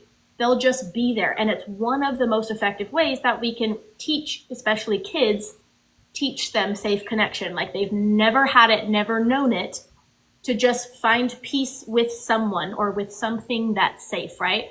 And then like, so for example, to take a kid who's never known safe connection and be like, you just need to love yourself, or a survivor of any age. But my point is like, you've never had a safe connection. You're like, you just need to love yourself. Everyone's laughing because it's like, for strangers, I understand you're very well meaning and you think that's very helpful. for us, we're like, what the fuck does that mean? That's not helpful. You know what I mean? And it can actually Know what feel like love is. anger and rage when we're like, you Yeah. don't get it. You know what I mean? So anyway, I love what you said, but it goes to show how complex this issue is. And trauma informed response really just means the individualized approach. It means there's no one size fits all. Like, as much as we're drawing out patterns here, all of us have unique perspectives and lived experiences. The way to have helped each one of us when we were children or teenagers or just escaped or whatever it was would have been different, I think. So Can I say one thing? You can't put a number on the level of abuse you have suffered. A lot of people look at that. Well, that person suffered more than I have. No, you can't do that because everyone has suffered. You can't put a degree on it. You can't put a number on it. You can't rate it from 1 to 10. yeah, I tell people your 10 is my 10. Like, it's not a trauma competition. Exactly. But the experiences are different, and the understanding of like what the results are. Like, I have no clue what it is like to be outside of the country, right? But I do know what it's like to have religious abuse where I feel condemned instead of convicted, or I feel like I don't love myself because, I grew up, I grew up in what is almost occultic. My husband jokes that I grew up in a cult, but I know that I didn't. But they were faith-based healed, right? So I didn't have enough faith. I didn't believe enough. I wasn't good enough. And that is some of the same basic foundations of what the results of those traumas are, if that makes sense. Yeah, it does. Again, there's so many nuances to that. I know a few people had their hands up. I saw Sophia. I'm not sure who else, so forgive me if I'm out of. I've been waiting to talk for a while, if you don't mind. Go ahead. I wanted to get back to, we kind of circle back to the therapy thing. And one of the main focuses of my podcast when I started it was being aware of mental health. I'm not a mental health professional, but because of my own mental health struggles and mental health in IBLP, Institute for Basic Life Principles with Bill Gothard, IFB, the Independent Fundamentalist Baptist Church, and in the military, we're not able to feel, right? Like, it was all about repressing who you were, repressing your feelings, and putting on that shiny, happy face. And so a lot of our focus is based on mental health and supporting yourself and healing from that trauma. But also, I do have a podcast episode that I did with a therapist about how to find a therapist, or, just kind of going down that road of, is therapy for you? And I agree, it's not for everybody because we don't have enough professionals that have the knowledge to be able to help some of us in that area. What I have found helpful for me was I go in with a specific thing I'm working on. Like, when my kids were little, I did not know how to parent outside of the religion I was raised in and then molded into, right? And I didn't want to teach my kids those things. I didn't want to parent my kids that way. So I had to say, okay, I want to be a different parent. How do I parent? Is this reasonable? I didn't even know what was reasonable. And I'm like, is it reasonable for me to do this with my kids? Is this abusive to my kids? Like, I needed definitions of where the line was. And so therapy is not all about, healing from the trauma. It's also discovering who you are and what you believe and where you stand and how you want to operate on a daily basis within your community and within your family. And then boundaries. Boundaries is one of the things that we as cult survivors have absolutely no idea about. And so going to therapy to understand what a healthy boundary is and navigating what you need to do to keep yourself safe and not be drawn into that thing or not be susceptible to another cult, those are the things that we can go to therapy for, and get started on healing and discovering who we are.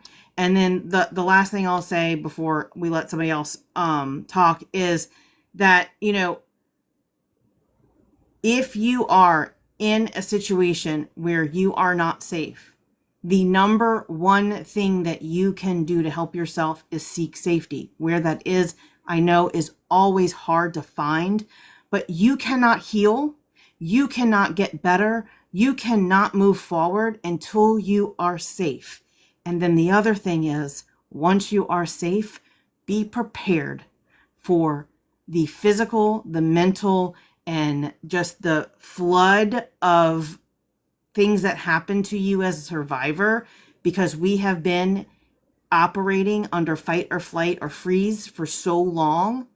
And when we find that safe place and we rest mentally and physically, we can just start breaking down, and we have health issues and stuff. And you have to navigate all of that while you're trying to survive. And most of us lose our community, if not everything, and that is why this group and this panel and what we do here is so important, because there are people out there who have no one. And if you need community, any one of these people and a bunch of the people in the comments, we are here to be your support system as best as we can, even if it's just an ear. So I love you all. I really have to go, and my son came into town, but I love you all. No worries. Thank you for having me. It's so good to see you. If anyone needs to drop, don't worry about it. Like, there's no obligation. I appreciate all being here. There's definitely people in the comments I want to bring up. We're limited on space, but I definitely want to bring Becca back, but I also want to bring Stargazer up as well. I'll drop. I don't want anyone to drop, though. That's a different. Would you like me to drop If him? Barb's going to come up, I'll drop. If you want to come back and yourself too, I love you too. I love you man. guys. I appreciate this. Yeah, I'll drop some Barb can come up. Cool. Hang out, and I'll gotta bring you back disconnect. up if we got more space. I appreciate you, man. I don't know how to disconnect myself. You got to disconnect me. Oh, really? Oh. Make me the bad guy. Kimberly, if you'd like to I drop have me a and I'll hang standing out. conversation Let somebody with else talk. Yeah, I was gonna say I've talked a decent bit, so like if you guys need me to get all I can do. You're good. Sophia, you actually had something to say if you want to go ahead. Just gonna talk about how they were mentioning like when you escape, like just the collapse that happens. I literally just escaped my parents like 3 months ago, so I am in the midst of that, and I can say from experience it is garbage and it sucks. But they're right. When you start getting to a place of safety, the memories start to come back. And honestly, the only reason that this happened is because I met my partner, and he ended up showing me that all of the stuff they were doing was not love. And I was like, oh, shit, okay. So, yeah, skedaddled out of there. But the other thing I wanted to mention, just like way back what we were talking about with the authorities, I gave them, the statute of limitations here in Georgia is 23. I'm 22 years old. So I went and gave them 550 pages of medical documentation, and they covered that shit up. I mean, literally, like, the only thing they wrote on there was, I don't even think I could say it, but we'll just say MOLESTATION and fondling. And I was like, are we so fucking dead ass? That is not what I said, but good try though.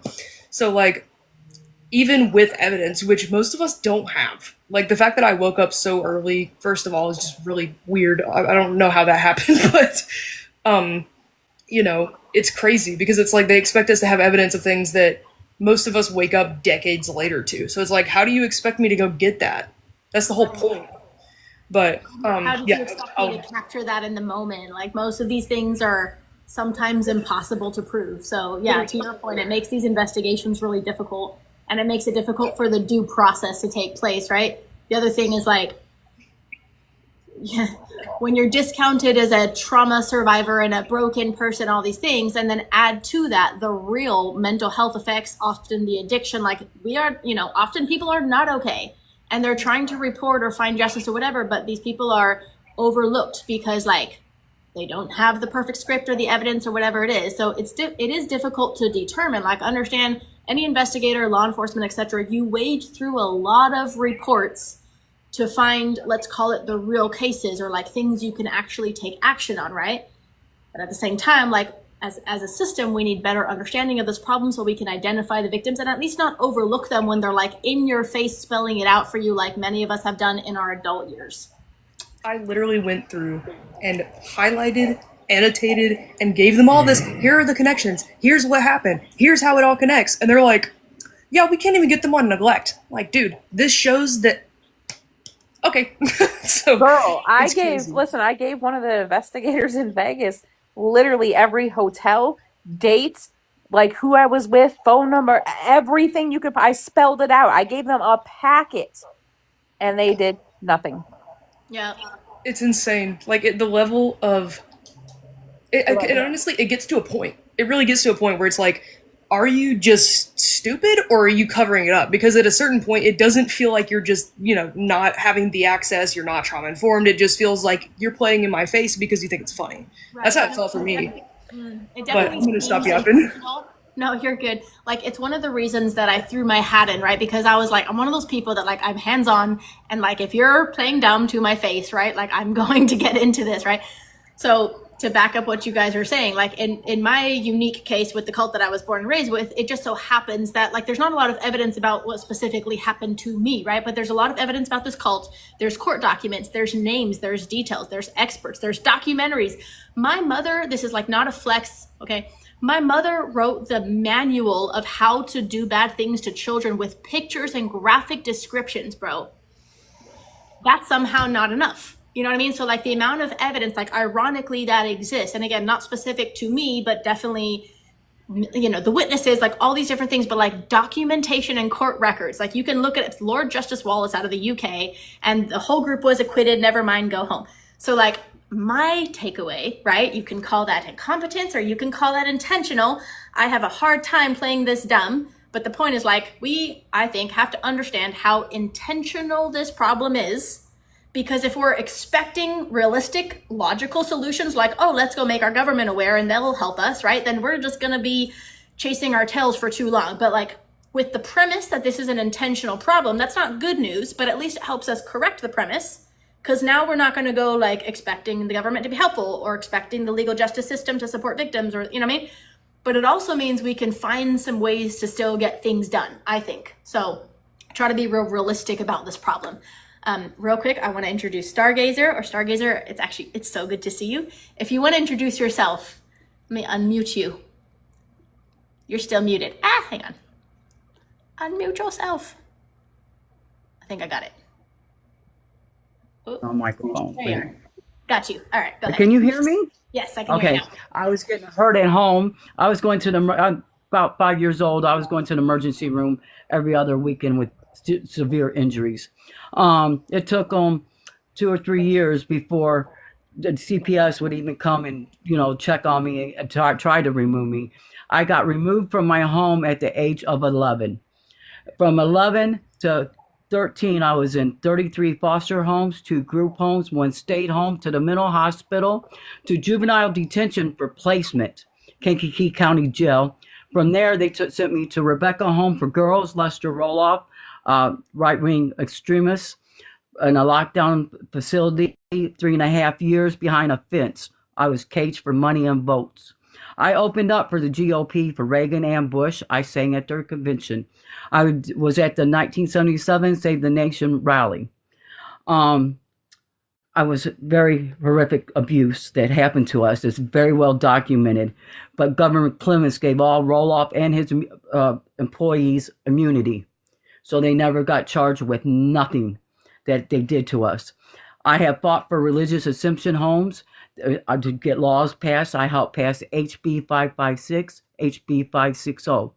And I worked with Paris Hilton with the Stop Institutional Abuse Act. I have tried to bring more awareness to these religious homes. It ain't that the state homes have mandate reporters. State homes ain't good either. I'm not sticking up for them, don't get me wrong. But the religious exemptions laws are under church and state. We're told there's a religious loophole. They know what's going on in these homes, but they're not allowed to go remove the children. They know that they're getting hurt, they're getting trafficked, and they are being unalived. Many of them, but they can't do nothing. The state can't go in there. Man, we got to fight the church and state law. I already fought the church and state law for 8 years with the Lester Roloff versus Texas. It's the biggest landmark Supreme Court case there is. Still is today, as far as I know. That is my case. The Supreme Court ruled us as tortured by government officials. The ACLU ruled us as a concentration camp. We have very many health problems. Many of us can't bear children. Many still suffer from different things. We don't know what they gave us yet. We haven't figured it out. 50 years later, we did not have no monthlies in there. They stopped our monthlies. But don't get me wrong, there were babies born, and the babies were sold for love donations. We've only found 3 or 4 out of hundreds of babies. They were sold through Jack Hyles University, Tennessee Temple, Bob Jones, and Jack Hyles, and there's one more I can't think right now. But that's where our babies were sold through missionaries. The ones we found, one was in Africa, Tasmania, and Mexico. And like I said, there was hundreds of them, but they were born on the farm, so they don't have birth certificates. They don't have records. You know, they were born right there.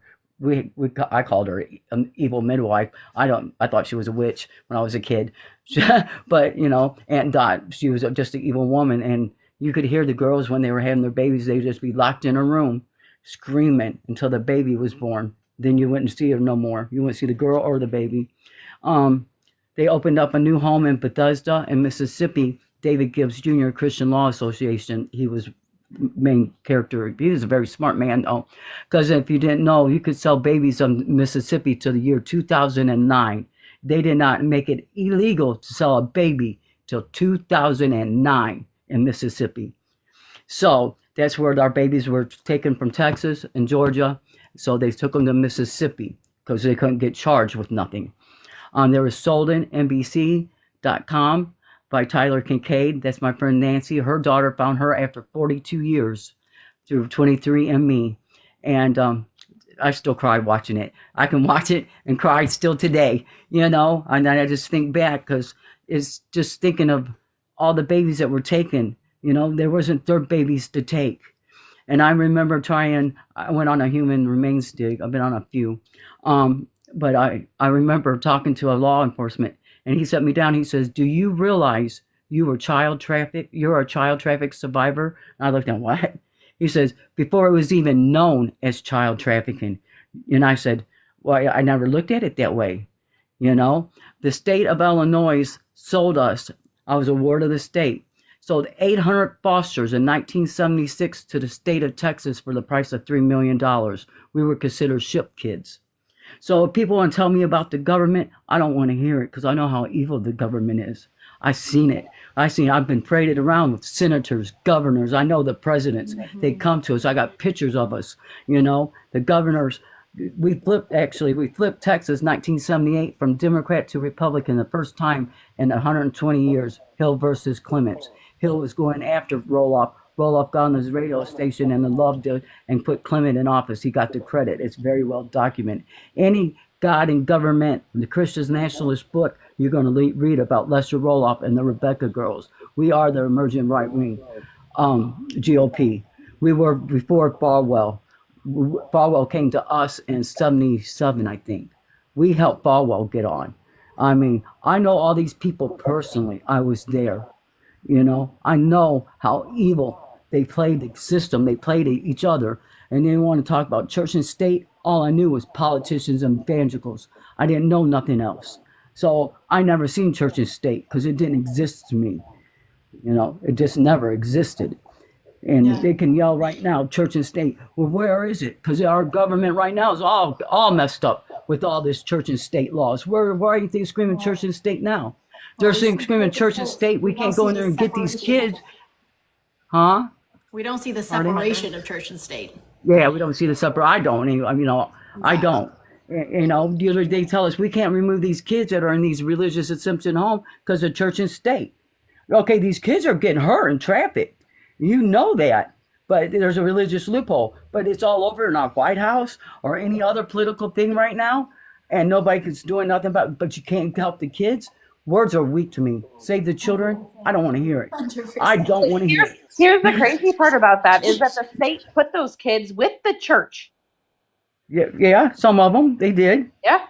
And they want to say they didn't take government funds. They don't take government. That's a whole lie, too. I was a ward of state, and I was a throwaway kid. I got 2 checks. Throwaway kids get 2 checks, foster kids. We get the federal check and a state check. Lester Roloff got my check. All foster kids get a check. So all these religious homes saying they don't get state money, that's false. George W. Bush got in there and put any church or religious home or anything that has a nonprofit thing going on, you know, like a food bank or something like that, are allowed federal grants. There is around $50 million a year that goes to federal grants to churches that are already tax-free. So this is more tax-free money.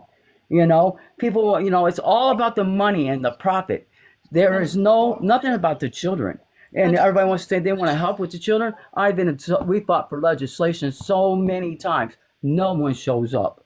Nobody ever comes to help us except the survivors.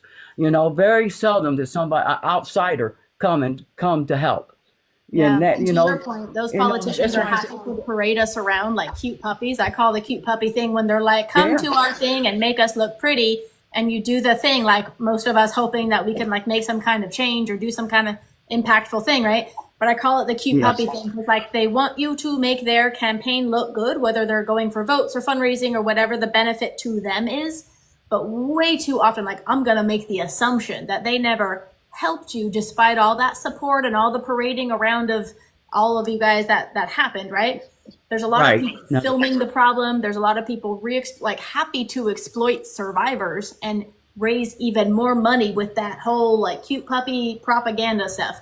It's another layer of this. They sell pictures of us still today on eBay and Amazon. I emailed both companies. I begged them. I'm a child trafficking survivor. Please stop selling me on. Right now you can buy me $29.99. I'm probably hanging up in somebody's living room that I don't even know. Why? They're still profiting off of us today because we're the Rebecca girls, But they don't know what we did. We were shattered behind them doors. They knew we was getting handcuffed. They knew we was getting hurt, and no one cared. No one cared. We had to always look good because it was so political. The politicians were there, the newscast was there, 60 Minutes, and this is in the 70s. So we had to look good. Unless we had bruises or injuries, then we was not allowed outside, or and stuff. We didn't leave the fence unless with no worldly contact. I didn't even get to talk to my parents, my grandma. I thought I was never going to see my grandma again. We had no worldly contact, no TV, no books, no ACE schooling, no education. We all had to take GEDs, not state credited. So none of us got an education. I am fighting a case right now of fraud with the Secretary of State because I won my biological name. I did the Freedom of Information Act. Our case was sealed by the CIA. I won the Freedom of Information Act and I got my birth certificate. I won in court my biological name. I went to go get my Social Security card. It took me 6 months. I have 2 Social Security numbers.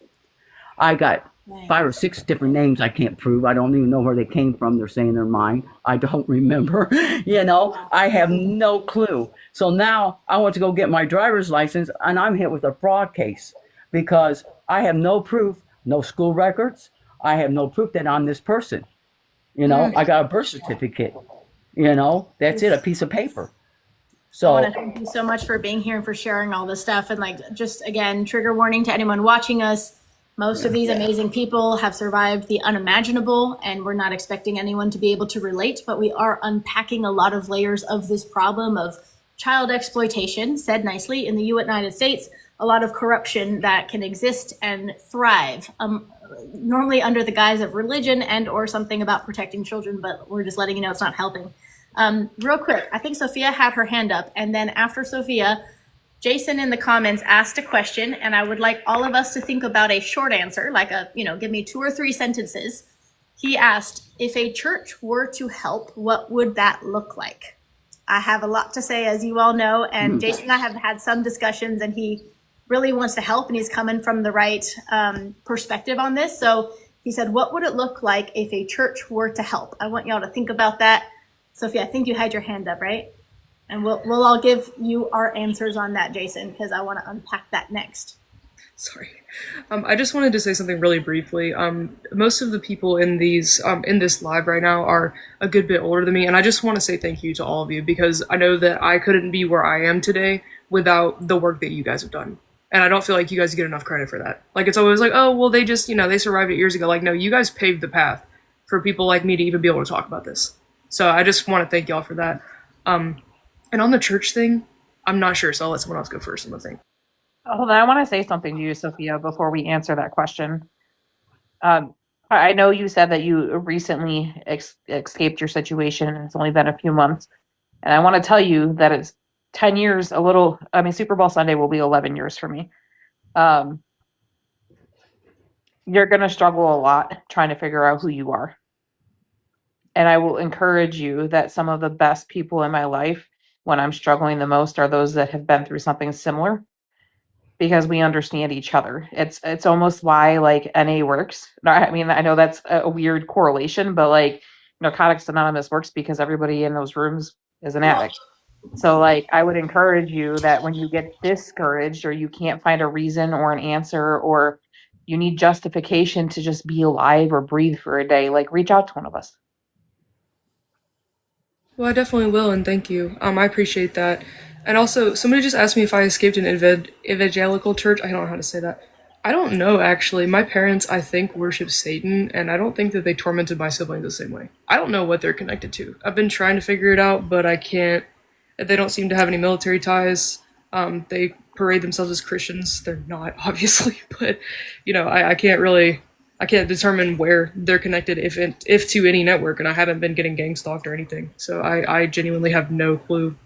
But I will go ahead and stop talking again before I go off on a tangent. No, you're good. The reason I wanted to answer this question is, again, Jason and I have talked a little bit in the DMs, and I think he's really like, let me just say this to kind of frame the question. If you guys know me, if you've been following me, you know that like, okay, number one, I was born and raised in a Christian cult. Number two, a lot of this type of bad thing happens under the name of yay God, or, whatever type of religion. It's always often some kind of, anyway, religious front that allows people to get away with the religious freedom or the exemptions like Stargazer was talking about. A lot of people overlook it. For example, we were known as Christian missionaries all over the world doing like charity work. Anyway, that's a front for a lot of people. So like a lot of Christians have a hard time accepting, number one, like the amount of abuse that's happening in the name of God. And a lot of times it's dismissed as like, yeah, but those aren't real Christians, or like, oh, I'm sorry that happened to you, but okay. And I'm like, cool, where are the real Christians? Because I don't see them out there doing the things that they're supposed to do, and like protecting the innocent being the main one of them, right? So again, just to frame the question, I've spoken out a lot about the abuse of children happening in the church and calling the church to action, because my opinion, right, would y'all like to solve this problem, or would you like a third party to come in and solve this problem? Because in my lifetime, we solving this problem. That's my perspective. So anyway, Jason, I really appreciate you being here. And again, like my experience, not a lot of Christians are willing to engage in dialogue and be like, a lot of this is hard to hear, right? Like not a lot of people in general are willing to accept the truth for what it is, not what we want it to be, right? So like the good Christians will be like, no, I can't even imagine someone would do that. That just sounds crazy. Unfortunately, it's very real. So all that to say, I'd be interested if you guys have an answer to the question of, if a church were to help, let's just say if a church were to help you, let's go back to like when you were freshly getting out, or like when you really, when you were trying to survive, what would it have looked like if a church would have helped you? In an ideal world, what would that have looked like? To be honest with you, in my ideal world, I wouldn't have accepted the help. And the reason why I wouldn't have accepted the help is not necessarily that it was a church, but because institutions had failed me so much that I didn't trust them. Go on. I mean, I wouldn't have accepted. I would have thought. My biggest thing when I first got free and was in that survival mode and trying to figure out how to just live day to day was that I always thought that the people who quote unquote were trying to help me, because some of them definitely were not, had expectations of me for something. And most of those people came from an institution. So government, religion, schools, law enforcement, like those four things. So I became very resistant to any help that came from any of them or was connected to any of them, because there was always an underlying expectation that came with that help. That's a really good answer. Strings are usually attached to help. And so most people who are victimized don't want certain help because they're used to, there's always a silent expectation of something coming back to them. And at the time, I didn't believe in God. Like I didn't think God existed at that point. I don't believe that today. But at that point in my life, Religion did not, it didn't correlate with what I had experienced. So like I couldn't comprehend that anybody who could love this person who supposedly loved me so well that he let me go through all of this torturous stuff would even want to help. So, I wanted to answer this question and I'm trying not to cry because I am only 4 years. I didn't walk away until I was 41, right? Because I was so mentally, I used to joke that I was raised to be independently dependent upon my abusers, which were deacons and pastors in Baptist churches and non-denominational churches and faith-based, and things like that. So when I did walk away, I actually lost my entire church as well because the support that they wanted to offer was go deal with it yourself. Thoughts and Just prayers. heal. Thoughts and prayers, thoughts and prayers, thoughts and prayers. So this question really has been, it's just very personal to me. Yeah, I think it's personal to all of us, and I say that like both with empathy of it's very personal to me. Also with the compassion for the Christians like Jason who really want to help, but like Jason, again, welcome. I really appreciate you Thank being you, here. Jason. Most Christians would not be open to even getting the answers to this question, right? One of the things I think we're seeing here, and like I have so much more to say, but I want to let everyone talk first, is like there's a lot of hurt, there's a lot of lack of trust, right? So for someone that you think is harmful to come try to help you, like there's a lot of hurdles to get over there first. But anyway, I want to give people the opportunity to continue talking, but we'll try to give a short response just so we can give the responses. My response is offer a safe place. Yeah. And that is whether it's a support group that can meet weekly of survivors or whether it is one-on-one mentoring or whatever. And if there is one-on-one mentoring, for heaven's sakes, that person needs to be accountable to somebody else as well. Okay, because this, Kim, you mentioned in one of your videos before, like, do we let them back into the fold? Heavens no, they are not to be in leadership if they have ever gone through and been accused or convicted of child abuse or anything in that nature.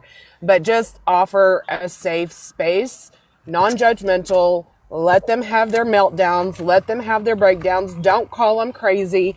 Don't tell them, they have multiple personalities because one minute they're okay and the next minute they're freaking out. Okay? Just be there and be safe. Yeah. Support groups. No strings attached. Believe the survivor. Believe the child. Yes. Believe what they're telling you. I mean, so many times, it's called a bad kid, a liar, an attention seeker. And I was telling the truth. I just wanted somebody to believe me. I mean, I didn't want love no more. I knew that was gone. Safety was gone. I mean, everything was gone. I just wanted someone to believe me. I do think that when we circle back to churches and the communities we live in, churches are a pillar in a lot of our communities, whether good or bad. However, there are a lot of youth in this country, and I think a growing number, that are searching for their identity and their relationship with religion, who do attend church now and then, or maybe every Sunday. So I think that churches have a role to play in prevention for sure. And I do believe that their leadership should be educated in the warning signs and open to having those difficult discussions with children. However, from a survivor perspective, again, I would not have accepted the help. Also would not have gone to a church for help. Like, at least half of the congregation of the church that my parents went to, which was United Church, was part of the cult. But if I'm looking at it in practical terms, what could a church now actually do if they are not like cult involved? I would say, like, I wish that there was a fund for survivors that they could use to get therapy outside of the church, where we know it's trauma informed.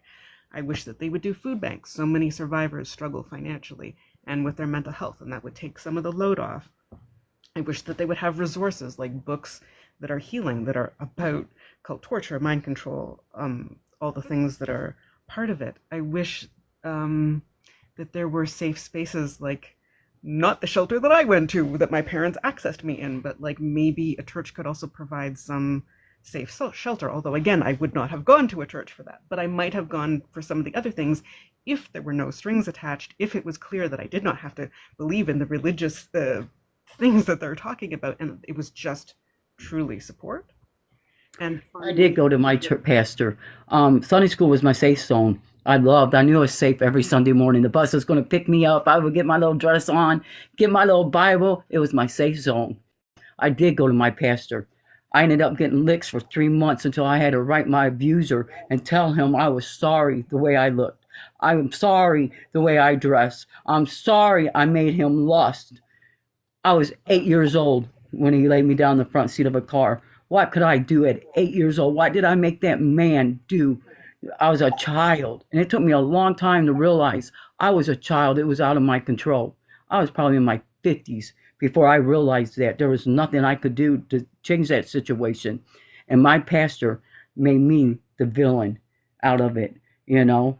That's why I say, flee the child. When a child goes to someone, you know, I feel with this whole trafficking thing, if people would have believed the children a long time ago, we're talking back with the Franklin scandal, the roll-off survivors. We're talking 70s, 80s, 90s, 2000. There's been child trafficking rings, large ones, that's been arrested, and nobody believes the children.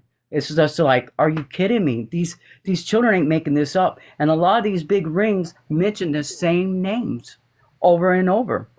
You know, if there's kids that don't even know each other from different states, different time period, but they're naming the same type of names, there's got to be some truth behind that.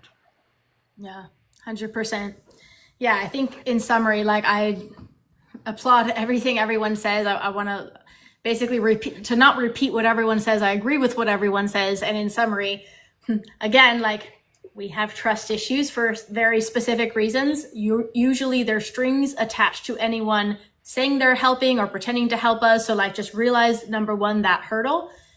I think if churches wanted to help, we're talking about people who survived extreme trauma in their childhood or in their recent years or whatever, like people trying to get out of bad situations, offer a safe place. I agree. Or offer to pay for a safe place. I'm not asking churches to give survivors money, but I am saying you could sponsor a safe place to stay. You could sponsor their basic needs like food and, you know, again, housing and like very specific things. Sponsoring therapy, huge, right? So I would challenge churches, and again, like this is going to be just real direct, and I could talk about this for hours. Don't offer the like love of God yet. That should not be step one, and probably not even in step 1 through 5, right? If you want to show like trauma-informed help, meaning meet people where they are, right? They don't trust you. Gaining their trust means helping without strings attached in a practical way. What does the survivor need, right? Helping them in a practical way, number one. Number two, just being consistent. So like, okay, maybe if you can help them with one meal and that's it, okay, that still helps. But like if you're truly wanting to help people, right? And even if your eventual goal is to like bring them into the church and talk about Jesus, okay, number one, right? Practical help. Number two, patience. Don't force your Jesus or what you think is peace and love and happiness. Force that on the survivor. It could have the absolute opposite result. They're not ready for it. This is how I've had to oversimplify that to Christians. And I think Jason will appreciate this, and y'all are welcome to use this with other Christians, okay? When a Christian comes up and they're like, Jesus loves you, right? And we're supposed to be like, oh, great, that's wonderful, okay? That's just to flip the script, right? If I came up to you and I was like, Allah loves you, you'd be like, okay, but Allah wants to be your friend. Yeah, no, I'm good. But Allah wants to be your husband. Like, bro, okay, now it's creepy. You know what I mean? Like, I don't, you know what I mean? No amount of Allah loving me is going to convince me that's happiness for me. Like, no, thank you. No, thank you one more time. You know what I mean? Just realize that like, whether or not this person has been hurt by religion, religion should not be the first step if you're really trying to help them. Now, once they see, if the person who's in need sees that you really truly care about them, then there's probably an opening where you can, again, like listen and have patience with them. You can absolutely help them in spiritual ways down the line, and it will be much more effective once you've built that relationship with them. The other thing I tell Christians is like, Jesus didn't go around preaching to people. He went and healed people. He helped them in a practical way. Then he had their attention. He didn't go up. He never cast anyone to hell except for the church leaders of his day. He healed people. He fed people, right? That was practical help. So that's the short version of my soapbox. Jason, if you have any questions, I would love to get your input from this, because I'm sure we all have a lot to say on this subject. I will say that when I first escaped being trafficked, I ended up in a program that was faith-based. I mean, it was very, very, and I hated it because every evening I had to go to a Bible study before dinner. If we didn't go to Bible study, we couldn't eat dinner.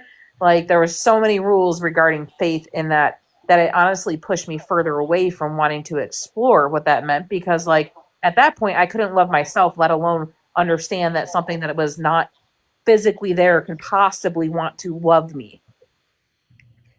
And it was being forced on me. So like, I appreciate the program, and I appreciate the fact that they did keep me safe, and that I got to grow and learn how to like try to survive a bit with some guidance.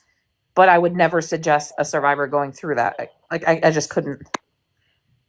Yeah, 100%. I feel that the home took the only thing I believed in, and that was for the Bible and Jesus. You know, like I said, it was my safe zone, and I got there and I thought I was finally going to be safe.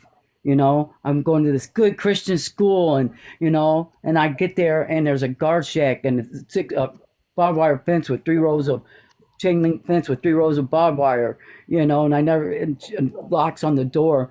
I seen evilness, and it took everything I believed in away from me. I mean, now I'm the little girl that was crying and begging God every night, please don't let me get hurt. And now I'm doomed to hell because I can't forgive or forget what they done to me. But the abuser could ask God for forgiveness, and he's going to make it in the gates of heaven. That's messed up to me. That's really messed up to me in my head now. I hear you. I also wanted to add, if churches actually want to help, that advocacy would be part of that. Like, connect survivors up to an SA crisis center.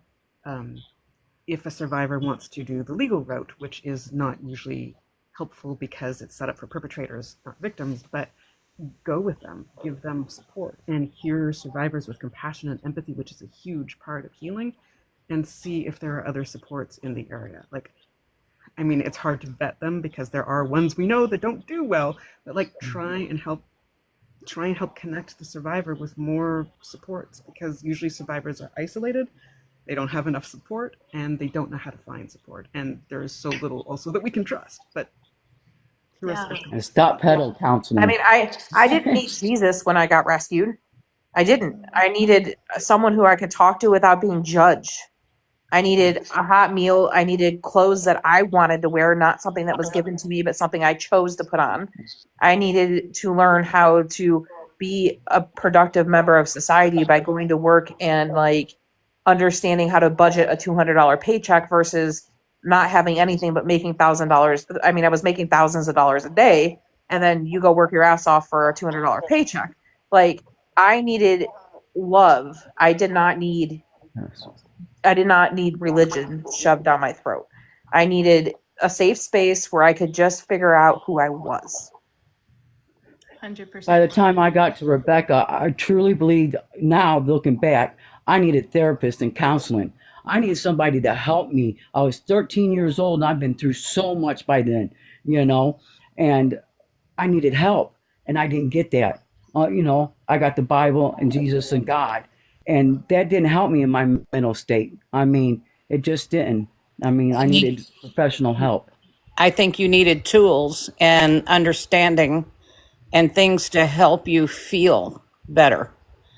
Just because, like, I know in therapy when we were talking, telling people to just stuff it, get over it.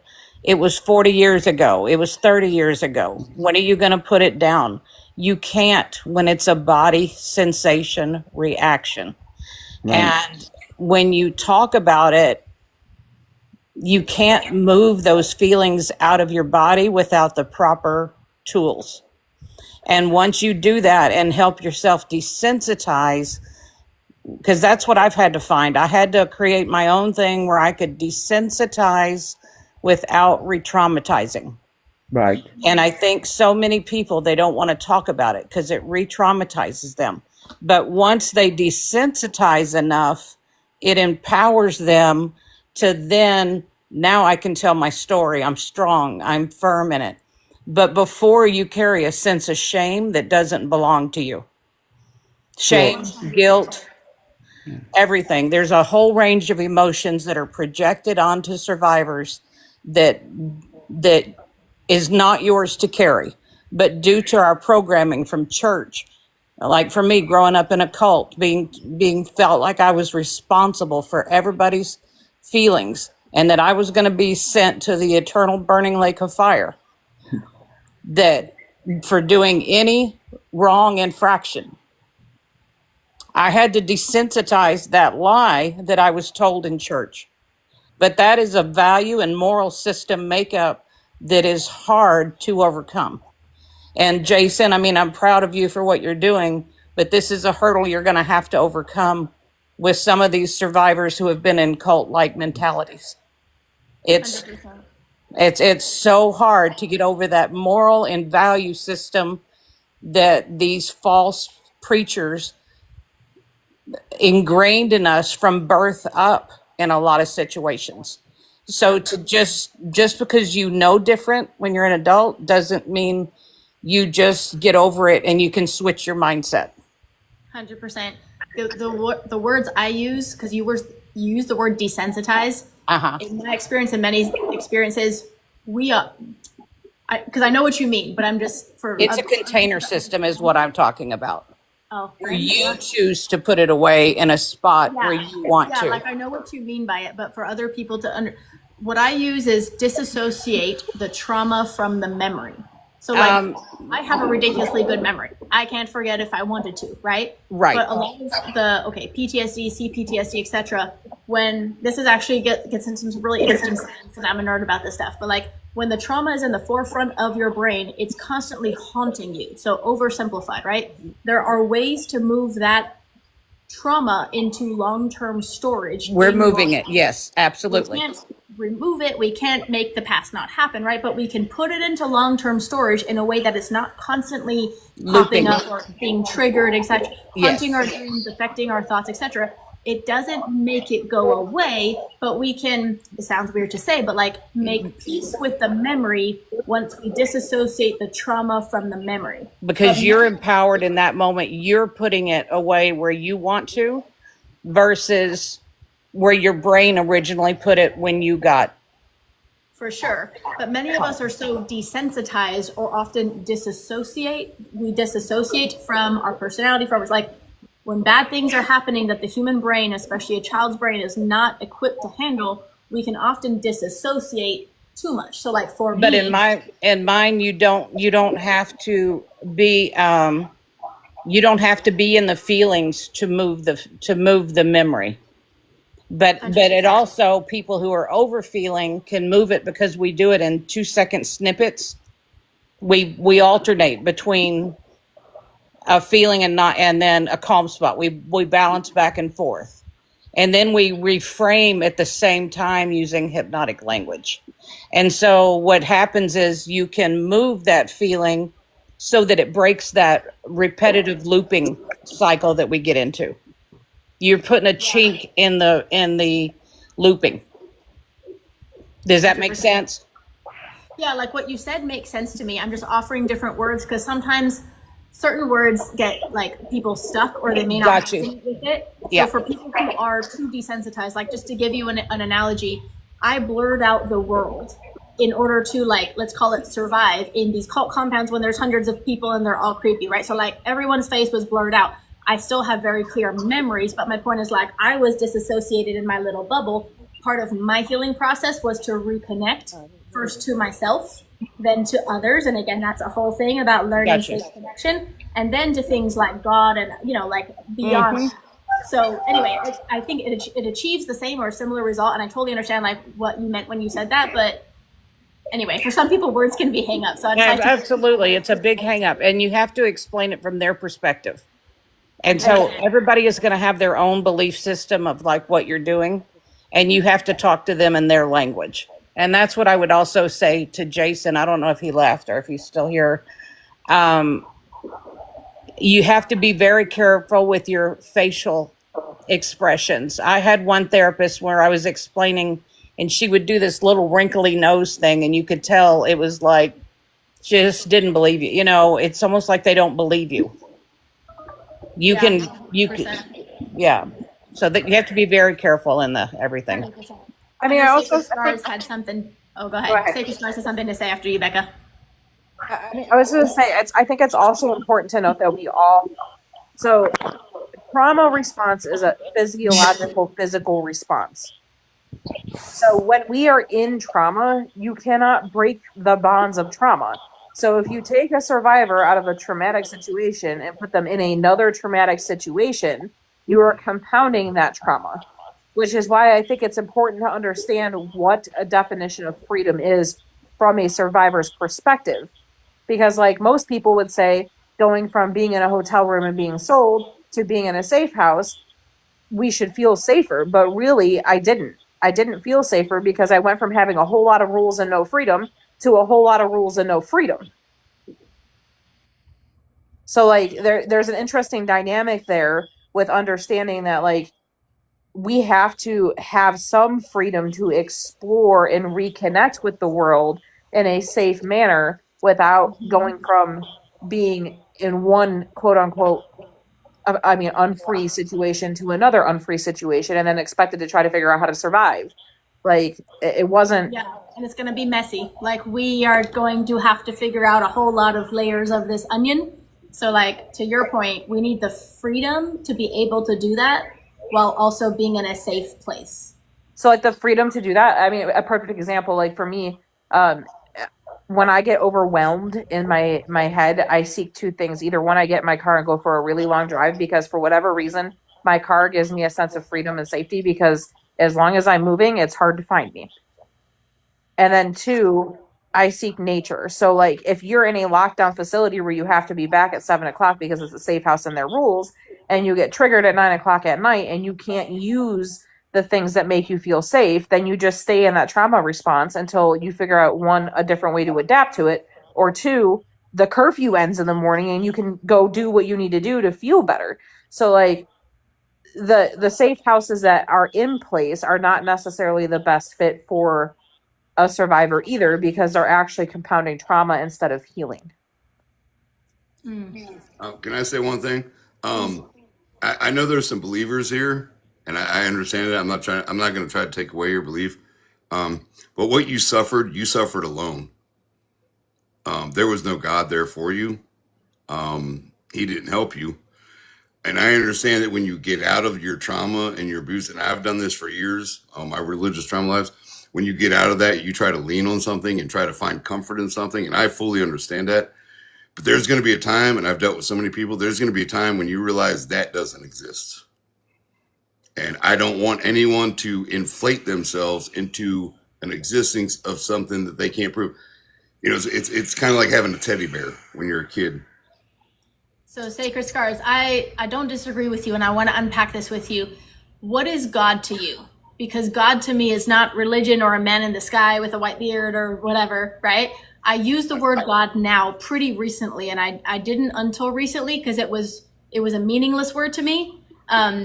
Christians may not understand that, but like when it's been I don't expect anyone to relate to being abused in the name of Jesus for 20 years, right? But like anyway, that's a whole thing. But then the word God, like, it was just kind of this weird nothing word to me, right? So Yeah, I in believe there your was some type of definition, creator, but we can't. I mean, if you go with the biblical God, I mean, I mean, no, I mean, but so that's I don't saying, understand. how do you You know, define God? Because to me, I it's don't. not the biblical God when I say, right? So Yeah, I don't. I so can't explain it. Yeah. just so again, I'm big on words, as you can understand, because like a lot of people, get lost or get stuck on certain things. So what? Correct me if I'm wrong. What you're saying is like, there's no man in the sky that's coming to save you, No, right? because if he You was, you wouldn't have went through the right. abuse. You don't need a replacement for like a savior or a hero or like a leader or a whatever. Like, it doesn't mean we're alone in this. It just means like it's not this man in the sky thing. However, to me, right, the notion of a higher power, I'm gonna go scientific on this because that's how I explain it, right? There's definitely energy that, like, no experts will disagree. There's positive and negative energy, right? You can be in a very powerful state of very powerful energy or high vibrational, right? There's also very low vibrational, dense states of energy. And that's also very sad and uncomfortable. Like, it's not a healthy state of mind. It's not healthy for our mind or body. So all that to say, I want you to go back to your point, but I wanted to kind of correct the premise for people who might understand, to the Christians that are gonna, and also to the people. I didn't want to offend anyone. I really didn't, because I get it. I get it because sometimes you have to lean on something, and I don't. But sometimes when you lean on something that you can't actually touch, you fall over. That's what I'm saying. 100%. Because that's what I'm saying. Like, I agree with you, but I want to unpack that because I use the word God now so that most people understand the concept, right? But what my point is that I agree with you, but when I say God, I don't mean religion. I don't mean God from the Bible or Christianity or whatever. For a long time, I replaced the word God with power in terms of like energy and power and just like good, right? That was me, on the one hand, not connecting with the word God. It just kind of didn't connect to me, for one. And for two, oversimplifying things to remove all the layers of like religion and human construct. Is that thing, like, to oversimplify things. But it wasn't like, I don't have this like God saved me, God rescued me, I was lost and now I'm found type understanding of God. Like I said, this is a very hard subject to even cover because I've done this for years. It's a very hard subject because people are still believers even after they come out of it. Some of them become atheists. Some of them become witches. Some of them, I mean, there's so many spectrums that they come out of their abuse and turn into. So it's very hard and it's very tough. As I said, I didn't want to offend anyone. 100%. I want to. I just wanted to let people know that basically what I wanted to say is whatever you have done to get through your trauma and as far as you've made it, you did that shit yourself. You did it yourself. You shouldn't pray to anyone. You shouldn't thank anyone. You did. Yeah. I want to acknowledge Jason in the comments. Like, honestly, I haven't heard a lot of Christians say this.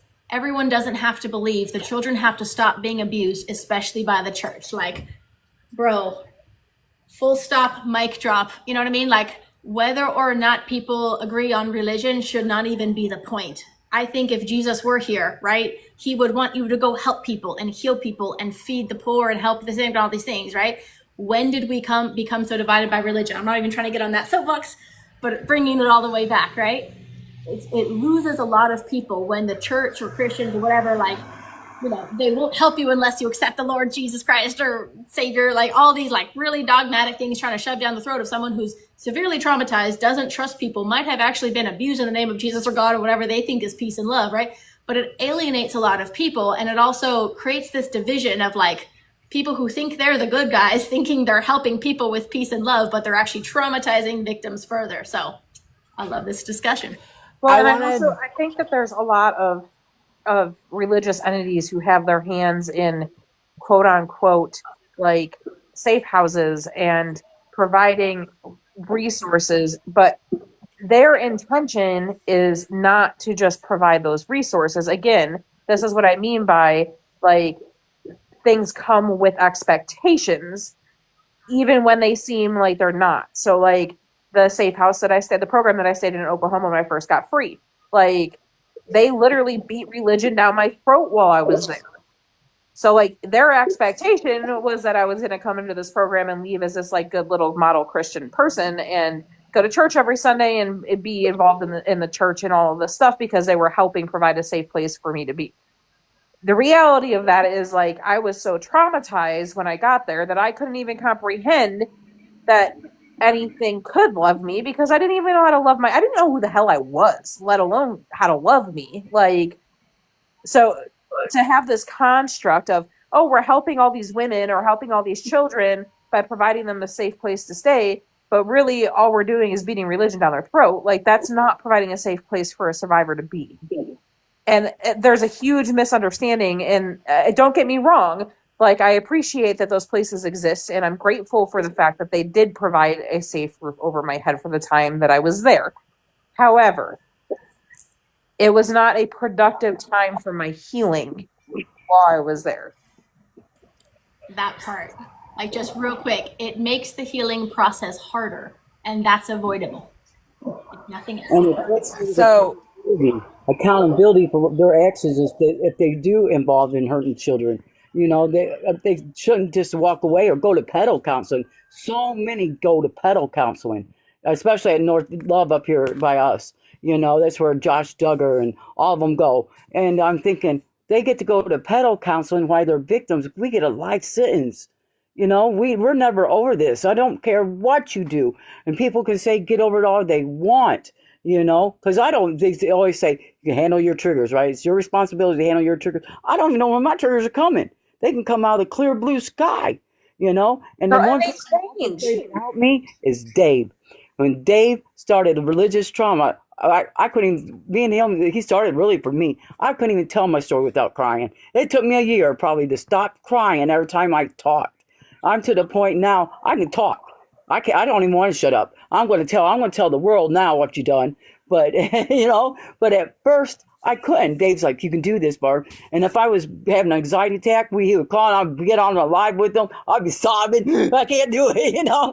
And so many people have come and they're my friends. That's what helped me. Therapy, it helped me more than 40 years of therapy. 40 years of therapy.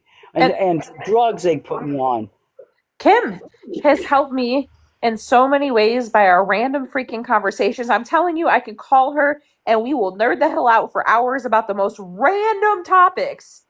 And I leave that conversation so fulfilled because I know she understands. She may not be able to relate to everything that I've been through, but she understands because we've been in similar shoes. And I think the other problem with trauma is everybody is so busy about trying to fucking relate to everybody else. Like, let's talk about that. Like, the only thing we can relate to, right? And consistently relate to as someone who has PTSD or a traumatic past is one, we have experienced trauma. Period. Two, we've experienced the psychological and physical effects that trauma causes to our body. And three, we have all been through something horrific as either an adult or a child. If we stick to those premises and stop trying to sensationalize what we've been through and stop trying to relate to everything everybody else has been through and literally just help each other get through whatever the hell is going on with us at that moment, instead of trying to compare, just let us talk, we can understand each other at a much deeper level. And I appreciate that because, like I said, like Kim will tell you, we've had some of the most obnoxious, laughing, like pee yourself conversations sometimes, and then like we've sat and cried together because like life sucks sometimes. But there has been zero times I've been on the phone with Kim and felt like the only thing she wanted to do was to relate. Is there parts of our story that are relatable? There are. I mean, she was trafficked in Houston in the middle of broad daylight. I was trafficked in Houston in the middle of broad daylight at one point in time. Like, we can relate to that. But I was not part of a religious cult, so I can't relate to the experiences Kim has with religion because I have no idea how that feels like. But I can relate to how my body reacts to the trauma that was caused by whatever we were through. 100%. I love everything you said. And I want to add to that. Like, I don't think, I just want to speak for myself. Like, I don't need anyone to relate. And a lot of people try to relate, like people who haven't been through trauma, people who haven't been to traffic or whatever. Do you guys ever, does it happen to you when you're trying to, you know, you're telling your story or whatever it is, and people are like, oh, that's terrible. Yeah, one time when I was a kid, and like some unrelated sad story, and you're like, you just kind of end up comforting them. But the point is, like, I think a lot of well-intentioned people try to relate thinking that's like a connection point. And I don't, like Becca was saying, like, we could, you know, we have trauma, that's fine. But like, even though, you know, Becca and I were both trafficked in Houston, we didn't have a similar experience. You know what I mean? I don't think it's about relating. I think we can just accept each other. Like, I think we can just listen to each other. We can just, you know what I mean? Once we understand love, like whatever that means, but like safe connection and helping each other and no strings attached type support and friendship, like that stuff matters. Like I And I'll said, tell you right now, you can't put a number on it. You can't put a number. You can't put a level on it. You can't say, oh well, Kim's a 10, Barb's an 8, I'm a 3. I mean, you can't. I mean, we all suffer. Yeah, like we You don't and I can't can do need also, that. to I can necessarily. also tell you this is what unconditional love means to me, right? I haven't talked to Kim in probably 2 months because life is lifing for me, and I'm sure life is lifing for her. But I can tell you right now that if I called her at 2 o'clock in the morning because something was wrong, she would answer the phone. Yeah. That's what unconditional love means.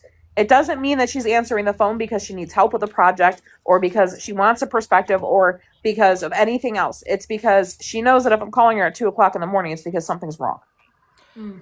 Exactly. I wanted to address a question from is that Kamizaze? It says, "Do we want the world to understand, or do we want to be understood?" And that question right there, it's one that comes up a lot in psychology about as a trauma survivor, you and Stargazer, you said it so many times that you went and they didn't believe you. They just don't believe. And I don't know so much as it's that I want to be understood. It's that I want to be believed that I went through that, and that it wasn't okay. And then there was another one. Zoe, you've said so much that I wanted to respond to, but you said maybe we each just need to say, and it just skipped it. Where did it go? Sorry. Just moments like this. And that, and going back to what Sacred said earlier, like, you have to find, and I am a Jesus freak. Like, I'm not a Christian. I do not claim to be a Christian. I do not claim to be religious, but I did fall in love with Jesus when I was 5 years old before my abuse started.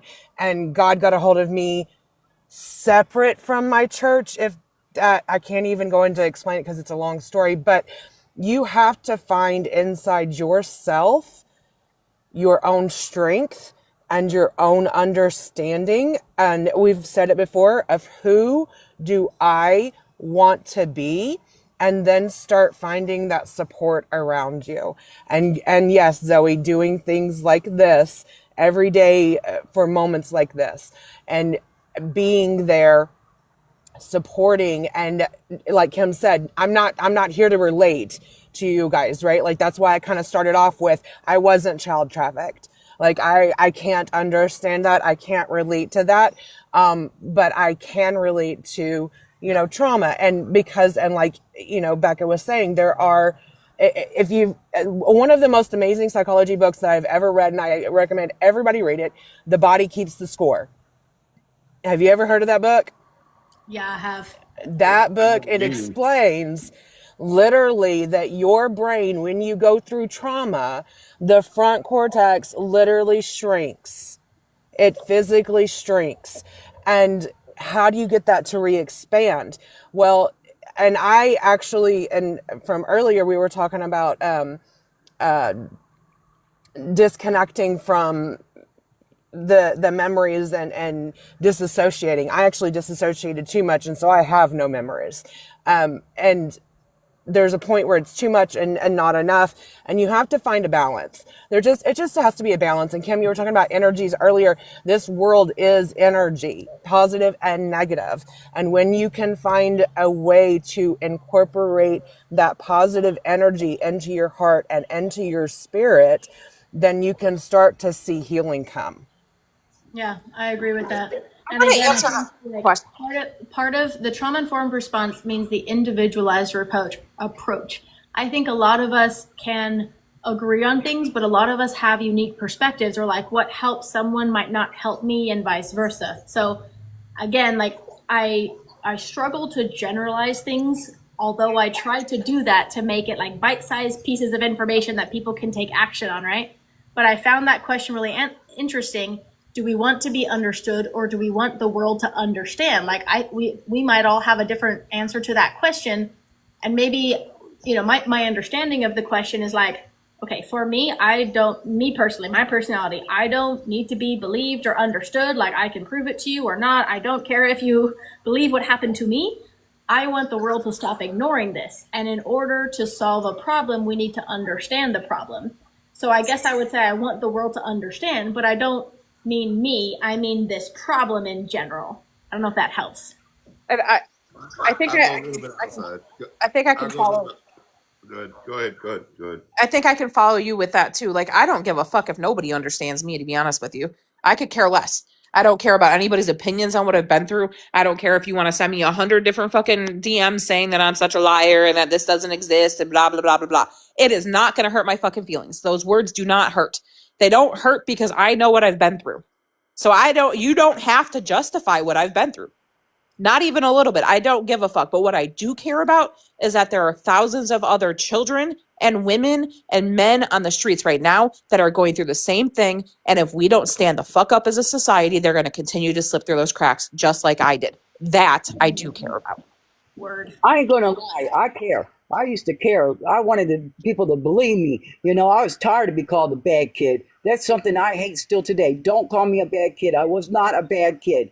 I was an abused child. You know, I did not deserve what happened to me. And people never believe me. I don't, even therapists. I mean, you know, because your story's so crazy, they'll even look at you like what the world, you know? And so I started saving all my articles and footage. You know, I got it. I can pull it up and prove everything I've ever said now because I was tired of being called a liar. Now, do I care now? No, I don't care no more. Exactly. But, you know, I'm out. That's such a great example. Like, again, individualize I'm yourself paying and where you're many at in years. your journey. Exactly. Like, Yeah. I was different 10 years ago. I'm going to be different 10 years from now.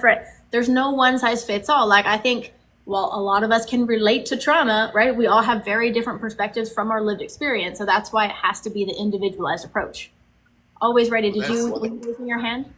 And then say That's why I named my account Sacred Scars. That's why I named my account Sacred Scars, because the trauma and the abuse that I've been through, regardless of how bad, they're still sacred to me, and they made me who I am today.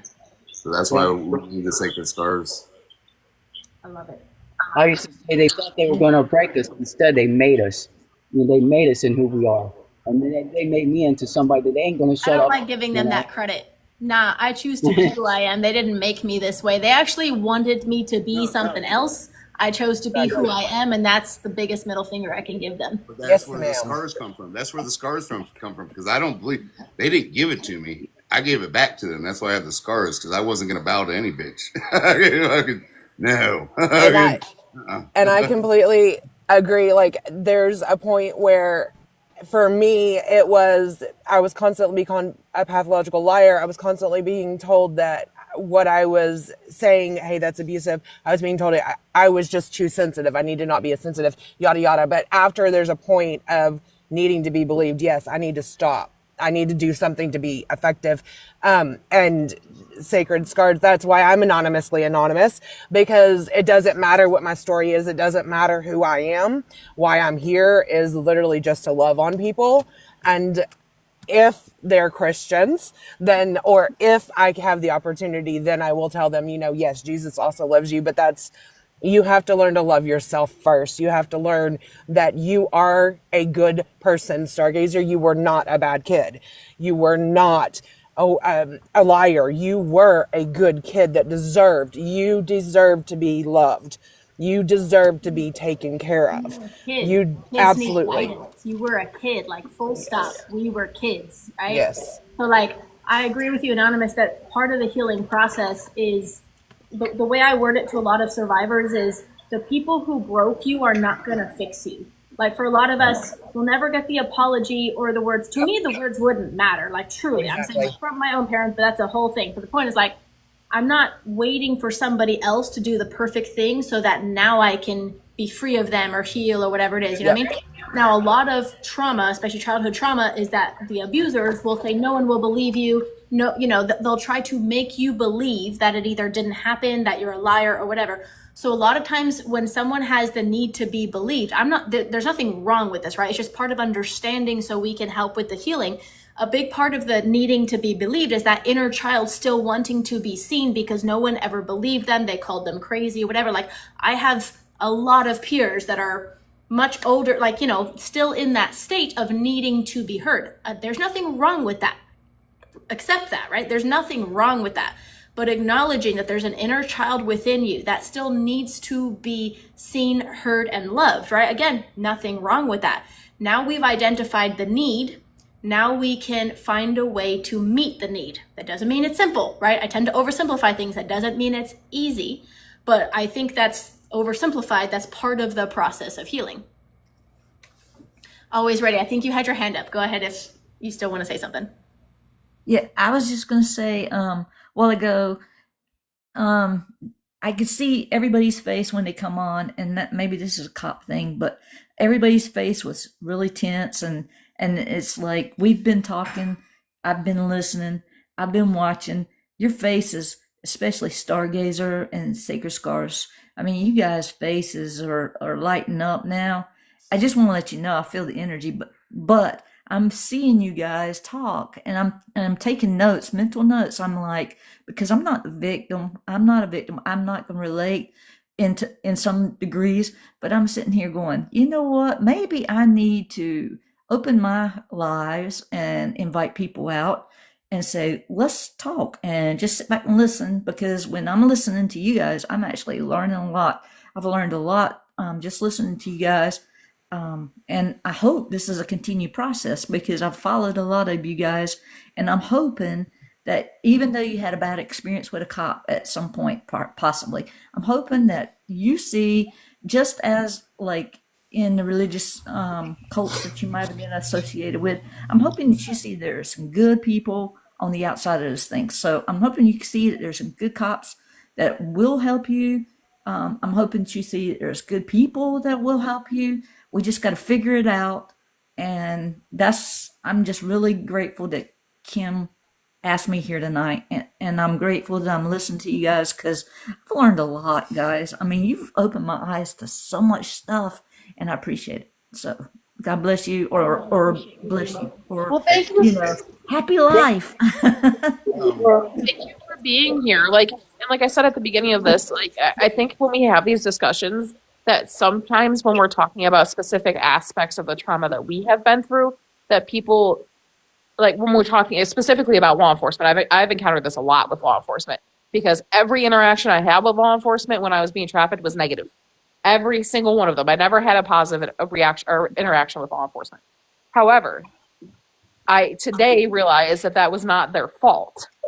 Like, for the most part, there are some situations where I could say like they could have done things differently, but they probably didn't know to.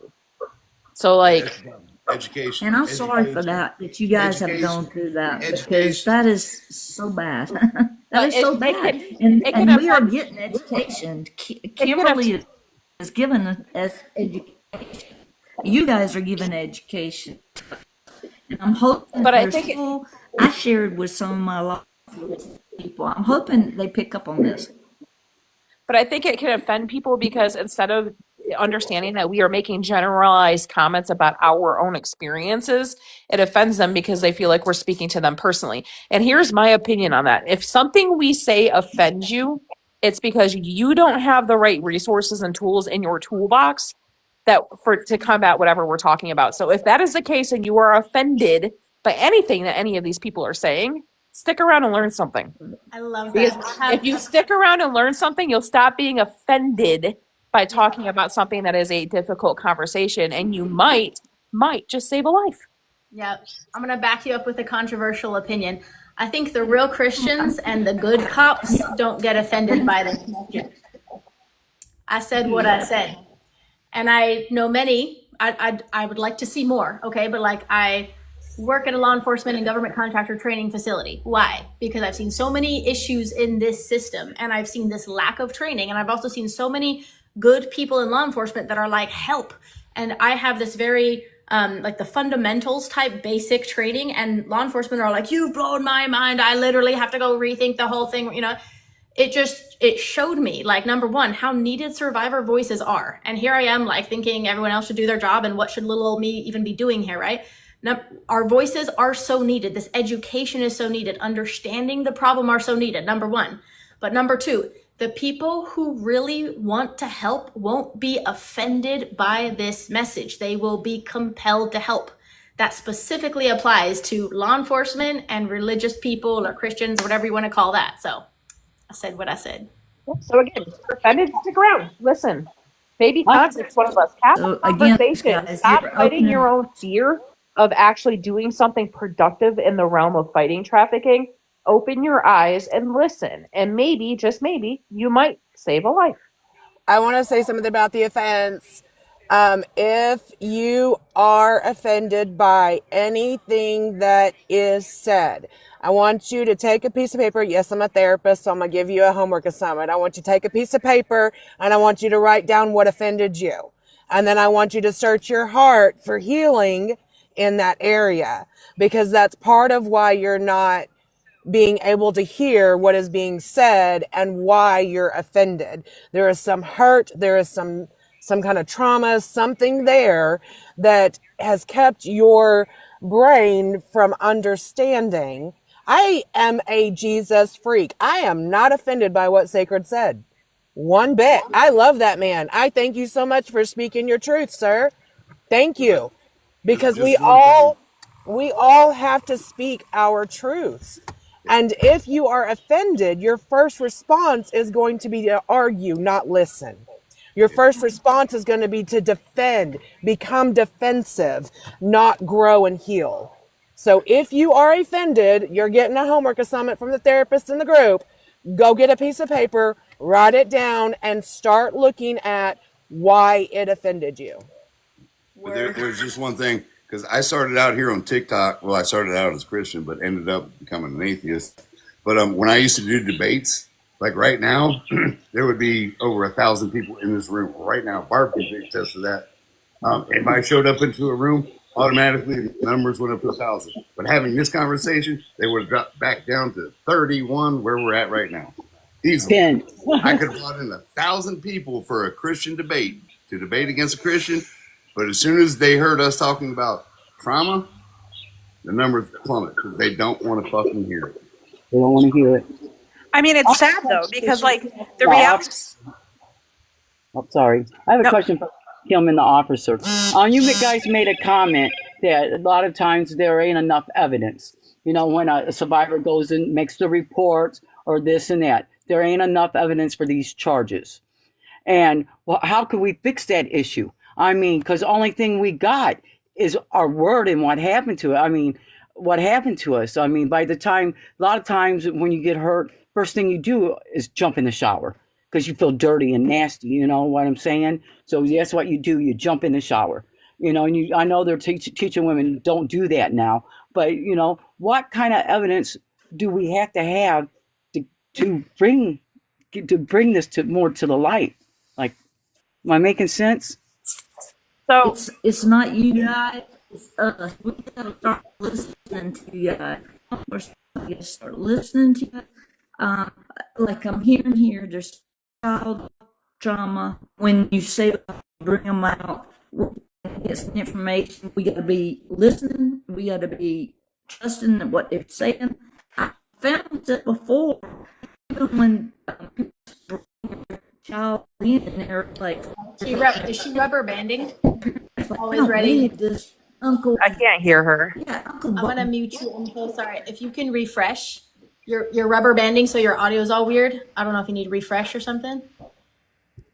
Try now. Maybe if I come in here. Yeah, try that. Sometimes if you turn off the video, Can the you hear me Wi-Fi's now? better. That's better. Sorry. Repeat, please. Do you hear me now? So Yeah. I think I lost my train of thought. Golly. Well, I know it's not you guys that we got to start as law enforcement. We got to start listening to you guys, and we got to start trusting that what we're hearing is true, and stop listening to the doubt either within or with the parents, or if it's like if it's kids, it's going to be parents or somebody that brought them in. Oh, it's not Uncle Joe that's having sex with the kid, and we got to stop that for one thing. And the second thing, like some of you have trauma and you've come out as adults, okay? And you maybe didn't tell anybody, but then you want to report it later. I had somebody come in and report it later. I took the report. I wasn't a detective at the time, but I took the report, and this guy cried in this private room where I took him so I could take the report. And I felt so bad because he was telling me of all his stuff that happened to him as a young age. And You know, I believed them. At that point, I believed them, because why would somebody make up this stuff? Why would you want to make up this stuff and bring it to somebody? I mean, to me, it just flabbergasts me to think that we shouldn't. Why should we? You know, we should always listen to the victim. But that's what I'm saying. It's not you guys, Stargazer, it's us. And as far as if it happened then, yes, don't take showers. We will get the evidence, the bed sheets, et cetera, et cetera. We'll take you know, I think it's CSM. I forget what the name of the test is. It's a lie detector test. It's the new modern version of it. We'll do all those things. You get counseling. Well, actually, you will get a victim's advocate assigned to you, or at least in Florida at my agency, you get a victim's advocate that's assigned to you if you're an adult victim. Child victim, it's not like that. So I'm listening to that too, and I'm seeing things that needs to be changed within law enforcement too. So that's why I'm saying I've been blown away tonight just listening to you guys. So thank you for that, because this needs to be addressed within the agencies. It needs to be brought out that we need to have victims advocates. We need to have somebody to go to the courthouse with these guys, whether you're 5 or whether you're 55. Mm-hmm. So, and I think the other thing that I can kind of relate to this conversation, because the other thing that I've heard now working with law enforcement and like speaking at CLEAT certified classes and all the stuff that I have done advocate in my adventures with advocacy. One of the main things that I've heard from law enforcement feedback wise was the cases are so hard to prosecute because the victims typically disappear. And when we're talking about the reasons why victims disappear, the number one reason is because they don't have somewhere safe to go when they're identified as a victim. So they end up being back re-victimized and trafficked. So they disappear. You can't prosecute a case without a victim. So they fall apart. So one of the things that I heard a lot while I was being trafficked, and then afterwards, like putting the puzzle pieces together on why I was treated the way I was by law enforcement with my interactions while I was being trafficked, it was easier for them to prosecute me than it was for them to spend hundreds and hundreds and hundreds of man hours that they didn't even have to be able to spend to put the case together against a trafficker, just for us not to show up at court, and then the charges get dropped anyways. So like, long story short, yes, there is a lack of understanding with evidence. I mean, that was not the case in my case. Like, the evidence was there. However, the fact that the infrastructure doesn't exist for victims once they're identified to be safely removed from the situation and start their healing journey creates this weird vacuum where like law enforcement is not going to spend the time to put cases together if they're not going to result in a conviction, because it's a waste of resources for them. So it's like a twofold, a double-edged sword in that respect, because it's not law enforcement's responsibility to make sure that there's a safe place for these victims to land necessarily. Correct. Yeah, the short version is like, that's why I've stepped in to train law enforcement, because I understand the survivor part, and like it's logistically not always possible to get evidence of these things, right? But on the law enforcement part, like, okay, the short version, the system is not broken. It is designed to protect the powerful and their interests, not the innocent, right? So like starting all the way there. But bringing that down to, let's just talk about local law enforcement, right? If local law enforcement, like your cops and your detectives and your patrol officers, whatever, if they don't know how to identify a victim, if they're looking for SEX workers and they think that's trafficking, like if they're not looking, you know what I mean? If they don't know how to identify a victim, all the things break down. Does that make sense? Like I could name lots of other things, but like if the system if the protocol rather that these people are following is inaccurate, if there's an incorrect premise in like what we're talking about, what to look for, and then how to handle it, these things don't get properly handled. They get tossed to the side, victims get overlooked, they get re-traumatized. Like that's why I've stepped in, is the shortest way I can say that. Not because like, anyway, it's because I've identified problems. It's because I've done undercover work and I've seen the incompetency. It's because I've I've just had to spell it out for people to their face, to the point where I was like, okay, wow, we need to change some things here, right? And like, ironically, petite smiley female me, like I didn't think I would be the one, but here we are, right? The cool thing is there's so many law enforcement departments from around the country reaching out for this trauma-informed training. And like, again, it's kind of ironic that here we are, but like I enjoy it, et cetera, but I'm seeing the impact of it because I'm able to give the foundational training, which is like correct the premise, understand the problem. And then there's the specialized training, which is like if you're a detective or ICAC or like if you're a patrol officer, if you're a SWAT or a task force, like you need specialized training. It's not just about charts and data, which is a lot of the things that is available, and that's not actionable, right? So it's about, anyway, getting into all these weeds here, but like it's about making the information actionable and making the help actually helpful. That's the short version. I could get more extensive though, and like why aren't these cases prosecuted or brought to justice? There's also the aspect of corruption, and I'm not trying to like assign everything to that. However, you could have the perfect case. We have had the perfect case, and the district attorney didn't want to prosecute, or the attorney general, or the blah, blah, blah, blah, blah, blah, blah was in the way. Guess what? Petite, smiley, female me don't give a shit, right? So when they're going for re-election, I make sure people know if they're prosecuting or not. So like a lot of times it's about being creative and thinking out of the box and bullying people to do their job, or at least making sure the media knows when they're not doing their job. And I'm being totally serious here. I'm just saying, like the way Sad the that we have system to do is, that though. Like it's sad that we have to do that, right? that's the Like it's reality of the really, situation. So, and the other thing that like I've encountered too a lot with law enforcement. I actually went undercover with like a task force in Oklahoma into one of the casinos there because they were curious to see like what I would look for inside the casino when like to identify a sex worker versus someone who's being trafficked. And while we were at the casino, there was 3 traffickers there with girls working. And it was funny because it took me literally 30 seconds to pick them out. And they were like, "What are you looking at?" I was like, "Just watch." Well, I was like, "Just sit down and pretend to play the slots and watch. Watch the behavior." I was like, sorry. But Curiosity. Have you so guys watched the documentary Boys for Sale, 1981? I haven't. It's on YouTube. It was in Houston. That's why it caught my. You really should watch it. It's very good. It's very. It tells the difference in children and the sex workers and trafficking, and it mentions Lester Roloff. It mentions us, and mentions a lot of things that would really catch your attention. But you know, we called it the runaway community back then, and the older kids. I don't. I got to word this right. The older kids did what they had to take care of us younger kids. You know, so don't think because these kids got out on the corner or because these kids are doing this, they're children. That's all they knew. That's all they knew, how to eat and how to get us a place to sleep and to help us when we were so little out there cold and hungry. But the guy, I think his name was Robert, if I remember right.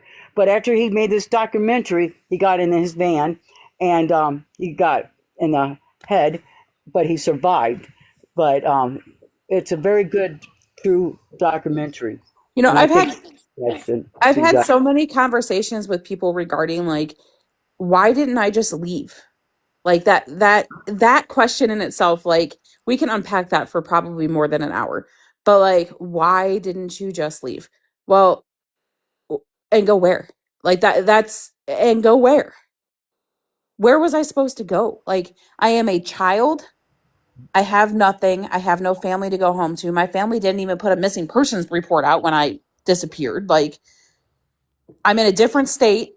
I don't know anybody and I have no money or no ID. One, how am I supposed to get somewhere else? First off, like, problem A. And B, where are you going to go as a child? Like, you can't go check into a hotel. You can't go to a shelter because they won't take you usually if you're under the age of 18. Like, where are you going to go? Exactly. Where are the safe places for survivors? Because I would have tried to get there if I knew they existed. So there are safe places now. It's actually called Safe Place, and QT is a gas station where Yeah, that teenagers doesn't can work. go. And well, okay, it does in Texas. I've taken a couple of kids there, and then I think it is very specific to your For sure. city, county, Places and that you state. recommend, like as a whole, because to your point, I'm sure there's like, this one yes, this one no. Like it's kind Yeah. of subjective. Yeah. But at the same time, like I just commented, like I ran away multiple times and my parents found me and drugged me back, right? And I got to the point where I was just hopeless because the people I ran away to were like, "Oh, your parents are not that abusive. The situation you're in is not that bad. It could have been worse. You need to go back." and so yeah, there is that hopelessness of where am I supposed to go, but things are changing. And I think someone said earlier, you know, that times are changing, and going back to what Kim constantly says, the more awareness we bring, the less power we give to the predators, and the more that we call these organizations out that are supposed to be there for safe places for kids, the more that we're going to bring awareness to it and stop the corruption, because kids do need a safe place to go, and there's just not many out there. Well, and then also like the safe houses that do exist, like they're not anonymous. Like people are like, oh yeah, like people aren't supposed to know where it is, but I'm telling you, these traffickers know where they are. So like going to the safe place, and this is why it doesn't work for somebody who's being trafficked. I should rephrase that because it probably is a great resource for people who in other situations, but specifically for children who are being trafficked. When you go to a safe place, they place you in the closest youth, typically place you in the closest youth crisis center. The traffickers know where those are. Yep. So it's not safe to go there. It's not that the resources aren't there. Like you have to remove the person both mentally and physically from the area and put them somewhere not in not a safe house. A safe house doesn't work because they know where they are. And that's the problem. Is like people who have the best intentions are placing people even as an adult in like DV or safe houses that have beds available for trafficking survivors. I'm grateful that those beds exist.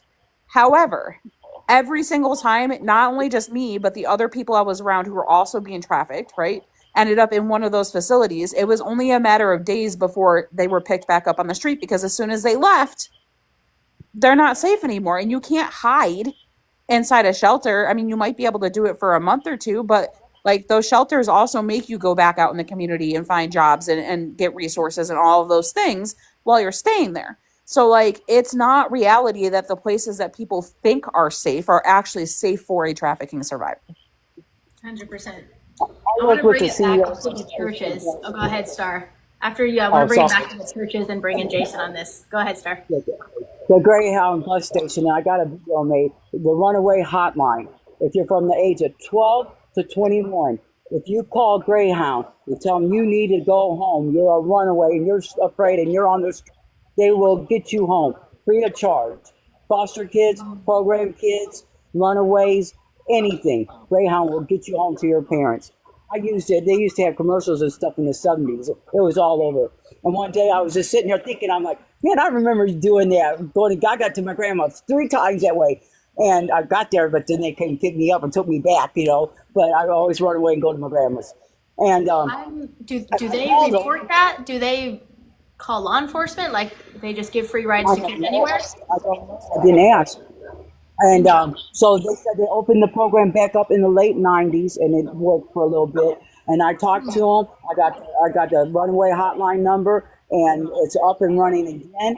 So that's all I can tell you. They said they would do it, and as far as I know, a few kids have used it, and they have gotten home. But see, here's the thing is you have to have a home to go back to. And I think that's the reality of like a lot of, I can't speak for every kid. Facilitate kids running away to like a boyfriend abuser person. Right. The majority of kids who are being trafficked come from broken homes or situations that aren't safe to begin with. Yeah. So like that would be great if the reality was you can go home and be safe. But the reality for the majority of the kids, at least the ones I was around, that wasn't an option either. Yeah. Right. Yeah, the street was safer for me. But the state wouldn't let me go to my grandma's because she worked, and I would have been home 1 hour. I was 12 years old. 1 hour after school alone, the state denied her custody of me. And I always ran away. If anybody hurt me, they only got a chance to hurt me one time. You know, I haven't hurt enough. You got one time to hurt me, and I'm gone. And I was a runner. And that's when I got picked up, and I was put in the Illinois training school, Geneva, Illinois. It was a child prison. I got, charges held in this place because I was a visual runaway. I was running away from my abusers. And I got most of that blocked. I was before Rebecca. I call it my state home. That's why I call it a state home. And in 1978, they tore it down. They found 54 bodies of girls and babies. They built a subdivision around it, still standing today. They didn't move them. They built a whole subdivision around this graveyard. They found these babies in. It's Geneva, Illinois. Illinois Training School, if anybody ever want to look it up. But I think this is part, like when we were talking about this whole situation about not having a safe place to be, it's one of the biggest parts that I think deprives a lot of trafficking survivors from seeking the justice that they deserve. Because if you are taken out of that situation, and then, I mean, let's play this tape all the way through. I mean, Idaho was a perfect example, right? I talked to the detectives, I went through everything I needed to do there. They arrested my trafficker. He was charged with something and he bailed out immediately.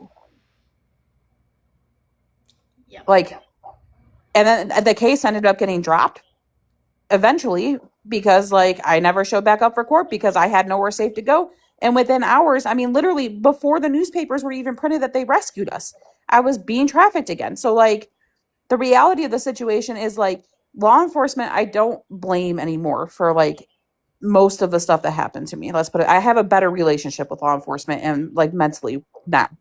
However, I don't have a good relationship with the fact that, like, there is not a solution in place to place not only minor victims but also adult survivors in a place that is safe for them. And what does that even look like? Because for all of us, it's different. Yep. 100%. So, Jason, circling back to your question, if the church wanted to help, what would that look like, right? I know we're like unpacking, we're going all over the place here, but just to hear from you, and again, thank you for being here. I really appreciate people that are willing to have this dialogue, right? What do you think from your perspective? I'm talking in terms of realistic ability, you know what I mean? How do you think the churches could help if they wanted to? Well,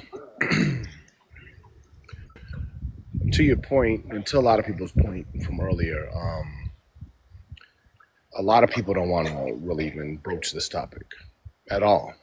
I think it stirs up things inside them, maybe shame, and it's like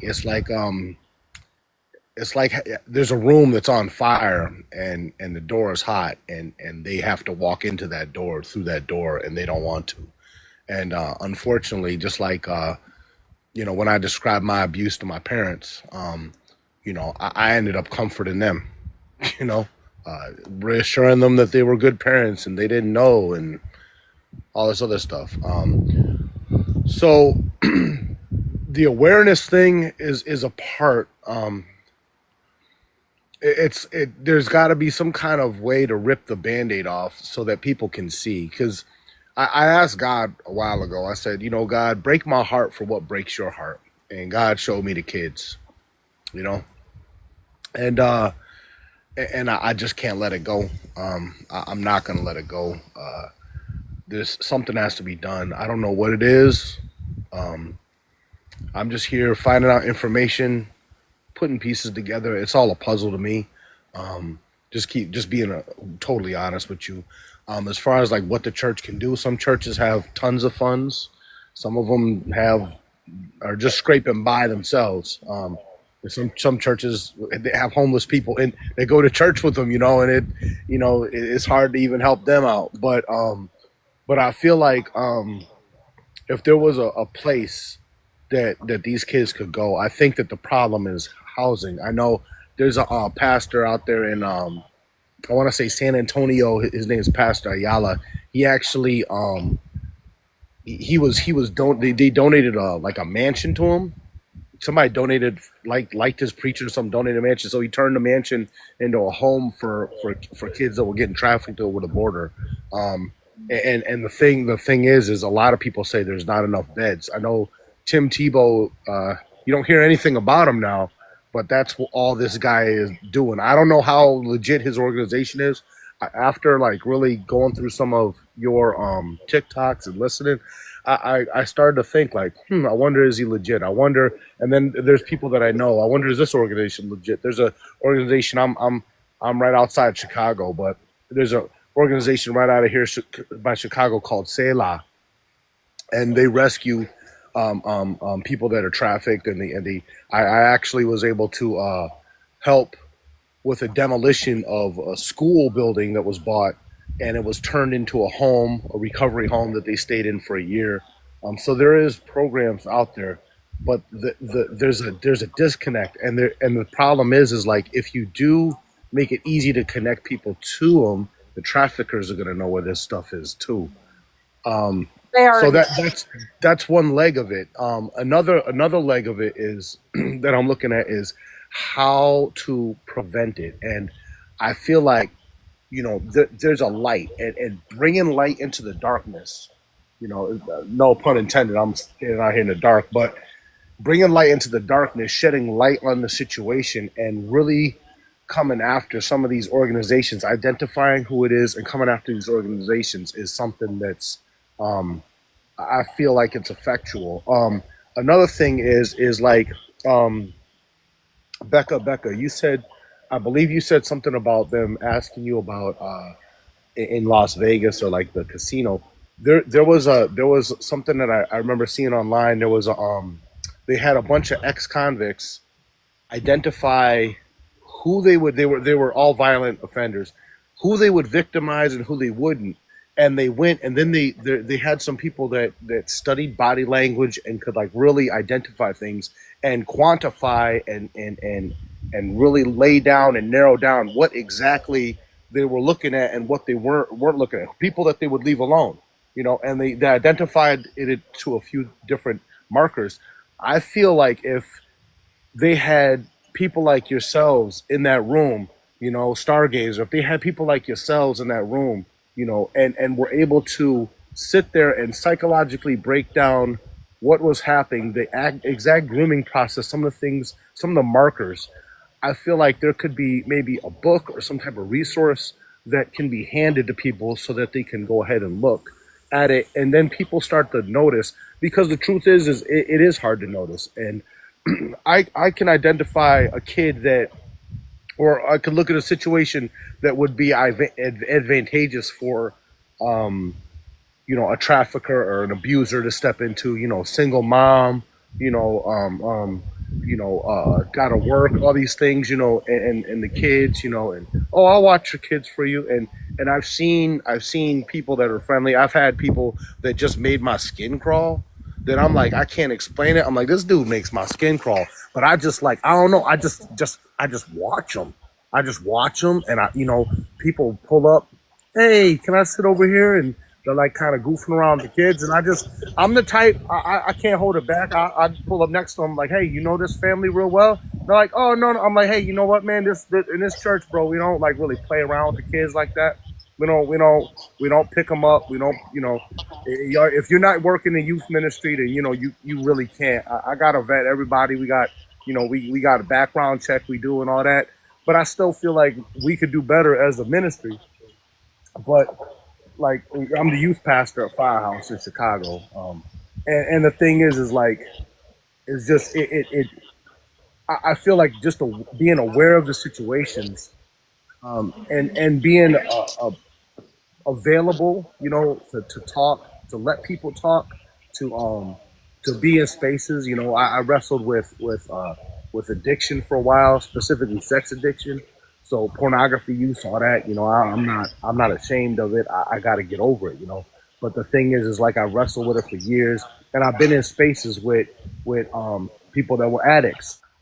Some of these guys might have been abusers. Some of these guys I know for a fact that they had um, issues with wanting kids, and with the disgust and all that, I still seen a guy that wanted to recover and change his life, which, like, I'm cool. I'm like, man, all right, good. But even in them situations, I see a whole swath of the population that they're not really ready to come out of the darkness and start fighting back. And I feel like there's a lot of guys. The pornography industry is a multi-billion-dollar industry, and the thing is like somebody's watching it, and a lot of these people that are doing it or involved in it have suffered through abuse. A lot of these people have been trafficked, and the thing is like nobody's really talking about it. And what ends up happening is I feel like a lot of these guys, they don't want to step into these situations where they could actually make a difference, where they could say, hey, you know what, I could be part of the answer, I could be part of the solution, I could help out either financially, I could help out by doing something. And Yeah, I don't really I know think exactly what the what I'm church should hearing do. you say a lot is like, because I agree with, right? There needs to be Yeah. the willingness to acknowledge the problem and then the Yes. willingness to act. And the Yes. action depends on the abilities and the situation and the environment, right? There's no perfect or one size fits all action. No. But in No. general, like that applies to most of our population, I would say. That applies to, most of us citizens, as well as law enforcement, as well as church, as well as all the other industries we can identify. Within the church specifically, like again, there's this specific group of people that, like, I'm going to talk about Christians specifically because I was raised on the Bible, like, and seeing it 2 and 3 languages, like that's actually a thing, right? And like I haven't read the Quran or the whatever other types of religious stuff like I have in the Bible, right? The Bible's really specific about protecting children. So like I definitely, it's personal to me, but it's also like there should be even more effort on the people who are supposed to believe this text, right? Just like I feel that with our government officials, their job is to protect and serve. Like they signed up for that. They should embody that. They have more responsibility than the average citizen to protect and serve, right? I think with Christians, if they call themselves Christians, like, anyway, I'm not even trying to preach here, but like there's specific instructions in that book, right? So like call yourself what you want, right? But if you're not protecting children, like that ain't love, bro. That's also definitely not, Jesus is not okay with that. So like backing it all the way up, my response to that question, if the church wants to help, and we're talking about like just the broad term of child exploitation, right? Number one, acknowledge the problem in the church, but like the problem in general, like you said, that the room's on fire, the door's hot, like a lot of people are scared. Guess what? Fear is not of God. You know what I mean? Like if we truly believe that we have access to the power of God and we're willing to show up like that, the scary things that children are experiencing should not be our excuse. Like we should not be able to be like, oh no, we're too scared to think about what children are being tormented by. You know what I mean? So fear is not an excuse. It should not ever be like a reasonable, anyway, we should not accept that as an excuse, is my point. Not from the church, not from the elected leaders or whoever. So number one, acknowledge the problem. And that should be the easy part, but here we are trying to raise awareness, you know what I mean? Number two is the willingness to act. And if you're willing to act, that means you're not like checking a box or you're just kind of performing the action. You're seeing what the need really is. So again, like we talked about before, listening and actually being willing to help without strings attached and all that. So lots more I could say there, but just to put in a bow, I really appreciate people like you that are willing to be aware, that are willing to ask questions, and that are willing to listen to the answers. And even if it's uncomfortable truth, right? We can chew on it, we can digest it. Like nobody's happy about this being an issue, but the willingness to solve this problem, I think that should be the one thing that should unite us all. We don't have to agree on anything else or have the same belief about anything. We should all agree that protecting children should come first and foremost. And none of us should be too cowardly to prioritize that issue, to call people out. So like, I love what you said about going to people in your church. Like you shouldn't be the oddball for doing that. Does that make sense? If you see something, not only should we say something, we should intervene. You know what I mean? If another grown adult is doing something inappropriate, I'm a grown adult, I'm going to say something. You know what I mean? So intervening, anyway, staying involved in all of that. Again, I can't thank you enough, not only for being here, but for being one of the few that I've seen that are really willing to do your part. And I mean that. We can all agree that children come first and foremost and must be protected. I want to expound on something that you had spoke about briefly, Jason, while you were talking. You said that it's hard for people to understand what trafficking looks like. And that is probably the case, but in my experience, it's because they're looking too hard. And what I mean by that is that trafficking isn't hidden. These kids aren't in dungeons. Like legitimately, they're on your streets. They're at hotel. They're in public places, and thousands of people walk past them every day. So like, there's this weird nuance around trafficking, especially child trafficking, that it happens in like these creepy dark places and in dungeons and all of this stuff.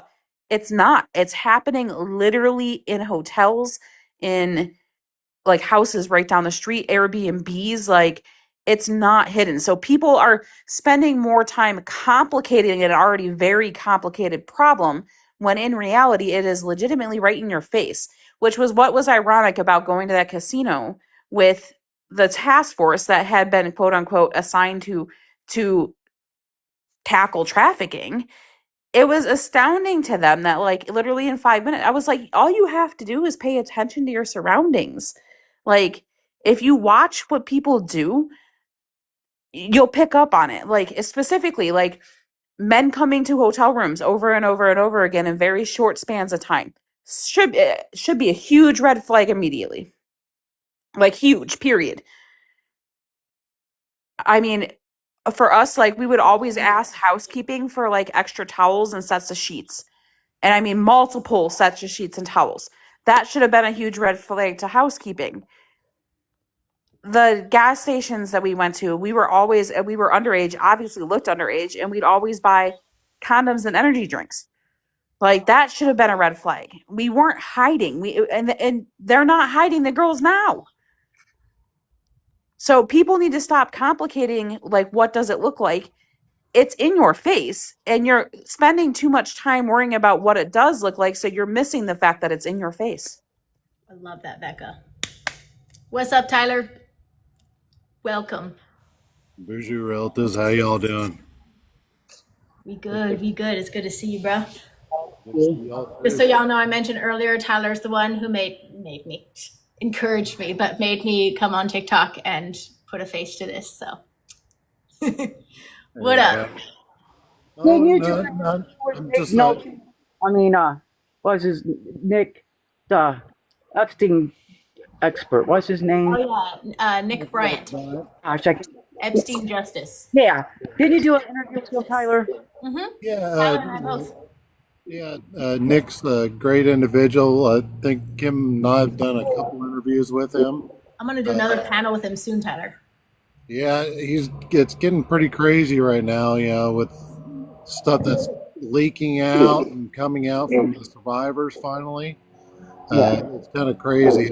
We're, if you guys want to, the 18th of November, we're doing a Zoom where we're going to train the public on what to do and how to contact these legislators, and trying to get them to commit to an independent congressional commission. Um, I wanted to. Is it all right if I read a couple scriptures, Kim? About what it says about the Bible on protecting children. I see we're Only kind of. because you're Tyler. Do I? Only because you're Tyler. No, yeah, go ahead. Real quick, just for anyone who's not sure what we're talking about with Nick Bryant, EpsteinJustice.com. This is an investigative journalist that released a lot of information about the Franklin scandal, which you should look up if you haven't already. That was long before Epstein. We've had proof of these bad things long time ago. Same, different, same. Anyway, he also covered a lot about the Epstein scandal, and he's a wealth of information and facts, and he's very balanced. It's not political, it's not biased, it's just factual information. He's been trying to put it out for a long time. He's the one that published the Black Book, I believe, which is over 10 years ago or something, with more names than our government's ever released. Anyway, this Nick Bryant is an incredible individual. I look forward to having him do more interviews and panel discussions very soon, but the website is EpsteinJustice.com. Scripture, it's getting pretty late, so we have I'll let Tyler do his thing. WMV, welcome. We'll get your question after Tyler, and then we'll probably wrap it up kind of soon. Yeah, so there's a lot of scripture that revolve around protecting children, like Exodus 21:16. He who kidnaps a man, whether he sells him or he is found in his hand, shall surely be put to death. Matthew 18:6. But whoever causes one of these little ones who believe in me to stumble, it is better for him that a heavy millstone be hung around his neck and that he be drowned in the depth of the sea. That's one that you quote quite a bit, Kim. Mark It's repeated 3 times in the New Testament. Fun fact: Matthew, Luke, and Mark. Another fun fact, I know that the millstone thing is scientifically impossible to lift and put on somebody's head. I take that as a metaphor, and my takeaway is also that it is an intense and permanent consequence. Meaning he wasn't like, whip them and hurt them very badly. You cannot come back from drowning in the bottom of the sea from a millstone. So I took that consequence as permanent. And once again, the millstone for offending a child is mentioned 3 times in the New Testament. Ideally, we don't need like biblical verses to tell us to protect children or to convince us, but just so we know, it's in there lots of times. So again, the reason I call out the church often is because like we should start there. Anyway, go ahead, Tyler.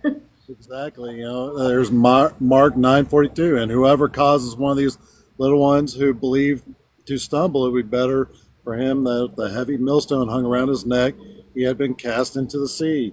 Luke 17:2, just like what you mentioned, it would be better for him if a millstone were hung around his neck and he were thrown into the sea than that he would cause one of the little ones to stumble. Matthew 18:10, see that you do not despise one of the little ones, for I say to you that their angels in heaven continually see the face of my Father who is in heaven. Matthew 19:14, but Jesus said, let the children alone, and do not hinder them from coming to me, for the kingdom of heaven belongs to such as these. And Proverbs 6:16 through 17, there are 6 things which Yahweh hates, even 7 which are abomination to his souls, haughty eyes, and a lying tongue, and his hands that shed innocent blood. Woe, Isaiah 10, this last one, Isaiah 10, 1 through 10, 2. Woe to those who enact evil statutes and those who constantly record unjust decisions so as to turn aside the needy from justice and rob the poor of my people of their rights so that the widows may be their spoil and that they may plunder the orphans. So, a lot of scripture are about protecting children. And that's stuff that we. Tons more. Like just to back you up, Yeah, that's just you that's know, just a there's quick list there. lots I could recite from memory, and like again, I appreciate the fact that that's very clear in the Bible, and I draw the church's attention to that often because like there's a lot of things that are not clear in the Bible that Christians tend to fixate on, right? That are like not even biblical, I could say. But then this protecting children thing, like there's all these specific things. Unless you become like a little child, you can't get to heaven. Like there was this huge priority on children. And again, like we should just use logic and not need the Bible to even reinforce that. But the Bible reinforces that a lot. So, if you need a scripture to tell you that, just know it's there lots of times. And, the minimum we can do is like if we were to go all the way to our primitive instincts and act like animals, try to survive after putting your hand into the cave of a mama bear. You know what I mean? Like even in nature, they don't have to debate the merit of protecting children or need scripture to back up the fact that they just, protect their young. So all that to say, go ahead, Tyler. I appreciate this. My little soapbox is like. Exactly. It should be common sense. If you see someone innocent, you need to step up and protect them. I've gotten in trouble for protecting the little ones. It is what it is. We are going to be judged one day. We all are. And, it's a matter of us actually doing the right things. Are we morally right? Are we being good stewards to our neighbors and our friends? That's what we're going to be judged on, and much other things. And protecting children should not be the the thing that we should be having political talks about. I've sat here and listened to you guys the whole time, and I'm so sick and tired of our elected officials. I went to DC a year and a half ago or something like that. I knocked on every office door to try and get them to help protect you guys that have struggled going through this stuff and the children that are still suffering out there to this day. And it's saddening to me. I've ripped into these politicians. They aren't here. They're supposed to be our servants to making our lives easier. That's not what they're doing. They're torturing. 100%. I'm gonna If we shut up. don't protect children, we don't have a future. No, I appreciate you, man. CW. I fought for legislation for over 30 years. 30 years I try to get laws that protect children because the United States is the only one that I know that has more laws to protect the dog and animals than they do their own children. But it took me a long time to figure this out. And I'm just going to leave it like this. You guys do your own research. It took me a long time to figure out why I couldn't get nobody to listen, why we couldn't get nobody to help us. Look up public record. Politicians with child sex crime convictions. That's convictions in the court of law. Look that up alone. 90 lawmakers. Not even. Hey, can we do something real quick? Can we shift gears for 1 second? Because I do have like some news that I should share. Go for it. So Lex is officially coming home permanently into my custody on November 14th. So yeah, super excited about that. So if you guys, I know a lot of you guys don't know me, but Kim knows very well the whole situation that's been happening with my kid. She turned 16 in December, and I've been fighting for custody of her since I got free. She is coming. She's coming home permanently, so that's super awesome. And hey, real life practical thing you can do to help like a real life trafficking survivor. There's an Amazon wish list in my bio of stuff that like I've been trying to gather for her homecoming. If anybody feels inclined to help, I would appreciate it, but don't. I have zero expectations, but it's there if somebody wants to help. I love that, Becca. Thank you. I'm so happy for you. That's amazing. I'm Girl, literally I'm so excited. That's incredible. That's When did you say she is? She comes home November 14th. I'm leaving on November 7th. Yep, I'm leaving on November 7th. We'll be in Oklahoma on the 11th. Her graduation from the program she's been in is on the 14th, and then on the 14th we're headed back to New York. that is so incredible. Hit me up back. I'm down in this area. I'll see if I can try and get up there where you're at to do that. I want to say one more thing before I shut my pile for good, and I'll probably hop out so you can get somebody else up here. But I wear this every day. And this says, "I want to be the generation that ends child trafficking." That's what we all should be a part of, and it doesn't matter what your views are. We see these little ones; they are a precious gift. Our journey, our generation is already set in stone. These children are our future, and those children's children. We need to set up and be good stewards for them, and start thinking about future generations. Because if we can stop this BS that's going on in our society, we can actually set the tone for future generations and making sure it's not right.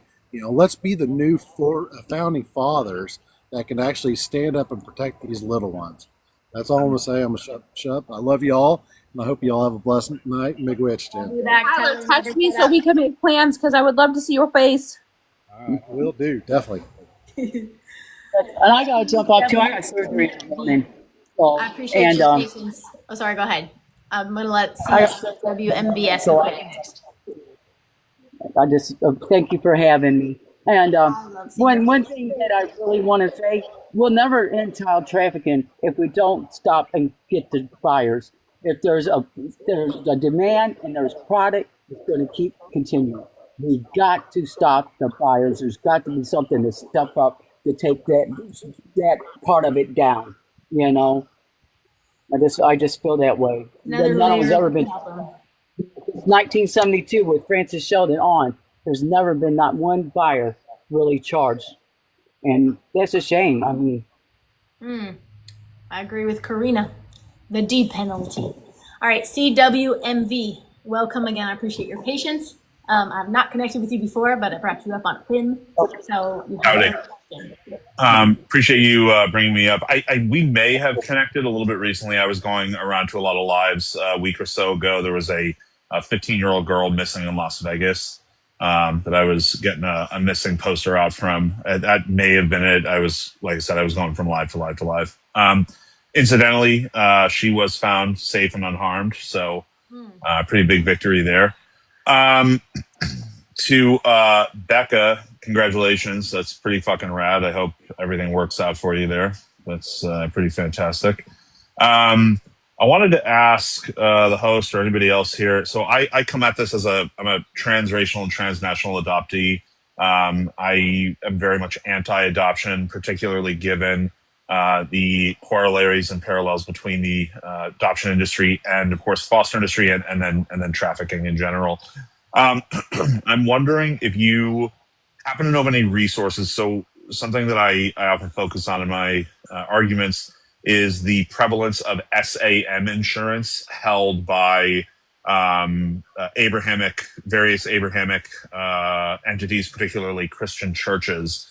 Wondering what your familiarity is with that and whether or not you know of any resources that track that type of information. I would love to know how many churches, temples, whatever have it, which ones have it, et cetera. I was wondering if you happen to know anything about that, if there's any sort of catalog or information that is readily accessible for that. Can we talk about this for a second? I believe understand what you're saying. SAM insurance, like SA insurance, or what's SAM? So it's sexual assault and molestation insurance that is carried by many, particularly Christian but Abrahamic mythology based entities. Let's talk about the fact that that even exists. 100%. Oh, it's horrifying. Obviously, fucking horrifying. Yeah. Yes.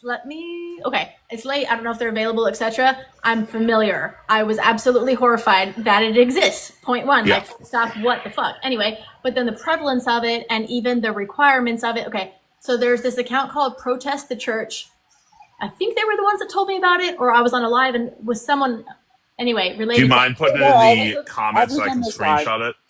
Yeah. Because I'm looking for like a phone book. I'm looking for like, here's a website that like, oh, the church you go to is, First Episcopalian Sorrows of Our Mother Church. Great. It's on the list as carrying SAM.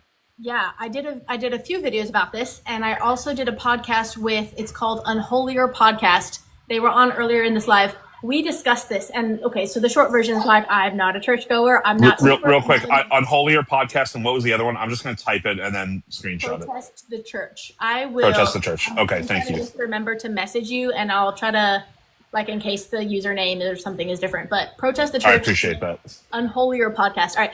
So we discussed this on a podcast I did on Unholier Podcast, and how is this a thing? Number one, but number two, I'm all about solutions. Okay, so we were having this creative discussion about if we were the premise is like, how do we fix this problem in the church of children being abused, right? 100%. So if we were to go to these insurance agencies, I'm trying to remember the strategy because I thought it was genius. And basically, they have to live up to the church has to check certain boxes of safeguards. And if not, their insurance gets more expensive or is denied. I think that would be a ridiculous long way around the horn, but effective way to get churches to care about protecting children. And I'm talking about the ones that can't be bothered, right? I'm not talking about like every single one, but specifically the ones who carry this insurance and who are happy to use this insurance instead of helping the victims. So again, like, it's not my specialty and I'm not called to activate the church, dark humor, but I am familiar and horrified, and I do want to connect you with some people that are looking into it, because we were also talking about, like, there should be a registry, to your point. I don't know that it's exactly. Kind of like we have the exactly. Map, like when you look up the child sex offender thing, you see like a little map. We should have this is whole soapbox, man. I'm big on registries of like scorecards, of elected 100%. That's why I said catalog or phone book. Exactly. Yep. Of churches that are not protecting children, and then law enforcement departments, whatever. Like, I'm big on making it public, both to celebrate the people who are doing good, but also to help out the people that are just not part of the solution. And that's the nicest way I can say it. And I mean, look, I fucking hate the police, and I would be delighted to know if a given police chief attended a church that carried SAM insurance. For example, your sentiment, how does that connect? Like, how would you hold that police person accountable for what the church So I would say that, sure. So I would say, hey, if you are somebody who has a pew and a badge, I am not comfortable, just in as much as I wouldn't be comfortable if somebody like that was a member of the local Triple K club. I would not be comfortable with somebody like that, in any way supporting, including attending a church that carried insurance to protect them against litigation or liability, if and when a child was harmed at their church. To me, that is grotesque. Yeah, I don't disagree with you. Like, I have a problem with anyone, you know what I mean? I'm saying people in positions of power. Supporting that. Yeah, I see what you're saying. Like, okay, just to give you my perspective. Go ahead, Becca. When Protect the Church was in here, I was in that live. And if I remember right, they were saying that in certain states, it's like a requirement that churches carry some like amount of this insurance. Which is horrifying. Yes, absolutely. Again, like, that it exists, that it's super prevalent, and that they have very expensive insurance policies that many churches are paying on a monthly basis. Anyways, exactly. Of course, there's the whole disregard for victims. Like, it's not like this fund is supporting the victim when it happens or helping to fund, trauma-informed recovery. No. It's to make sure the church doesn't have to pay legal fees when they get prosecuted. Like, exactly. Yeah, no, that's just. So I think we should look into these insurance companies providing that security and cover. I think that's a great point. Yep, to Corinna. Yeah, absolutely. Karina, I feel like it's probably the same insurance companies that are providing like medical malpractice insurance. I feel like that would go like hand in hand. So, like, again, I agree with you. Again, like the way my brain works, I'm like obstacle, you know what I mean? Like I wish we could be more linear, and I'm just used to being creative because that's how this is, right? I would like to look into these insurance policies, not only the providers, but like what are the boxes that need to be checked? Because again, I do like that idea, and I'd have to go revisit what the actual discussion was, but like if okay, to understand where I'm coming from, again, I was born and raised in a Christian cult, etc. Also now in my advocacy work, I've done a lot of like free programs and checklists and all these resources to try to help churches protect children, but like literally to give them a checklist of like, make sure you're at least doing these happy things. Many hundreds of churches could not be bothered, right? No surprise. But anyway, just to understand where I'm coming from. So on the insurance policy side, I would like to get in there and consult them and make sure that we're at least doing these very specific safety things. Because I do, like, again, a lot of smiling and waving here, but I do think that could be a way to, you know, make sure some safeguards are there at least, or at least to have some oversight and ideally some third party like advocacy and intervention, you know? Yeah, exactly. Cool. Well, that's what I wanted to ask about. I'm sure there are 100 other things I could ask, but I know you said you were trying to go. So I appreciate you having me up. And I look forward to popping in the future. Definitely. I followed you and I'll message you some more resources. We've been live really for appreciate that. I don't know, 3.5 hours. Of course. Rad. All right. Y'all stay safe. Thank you. You too.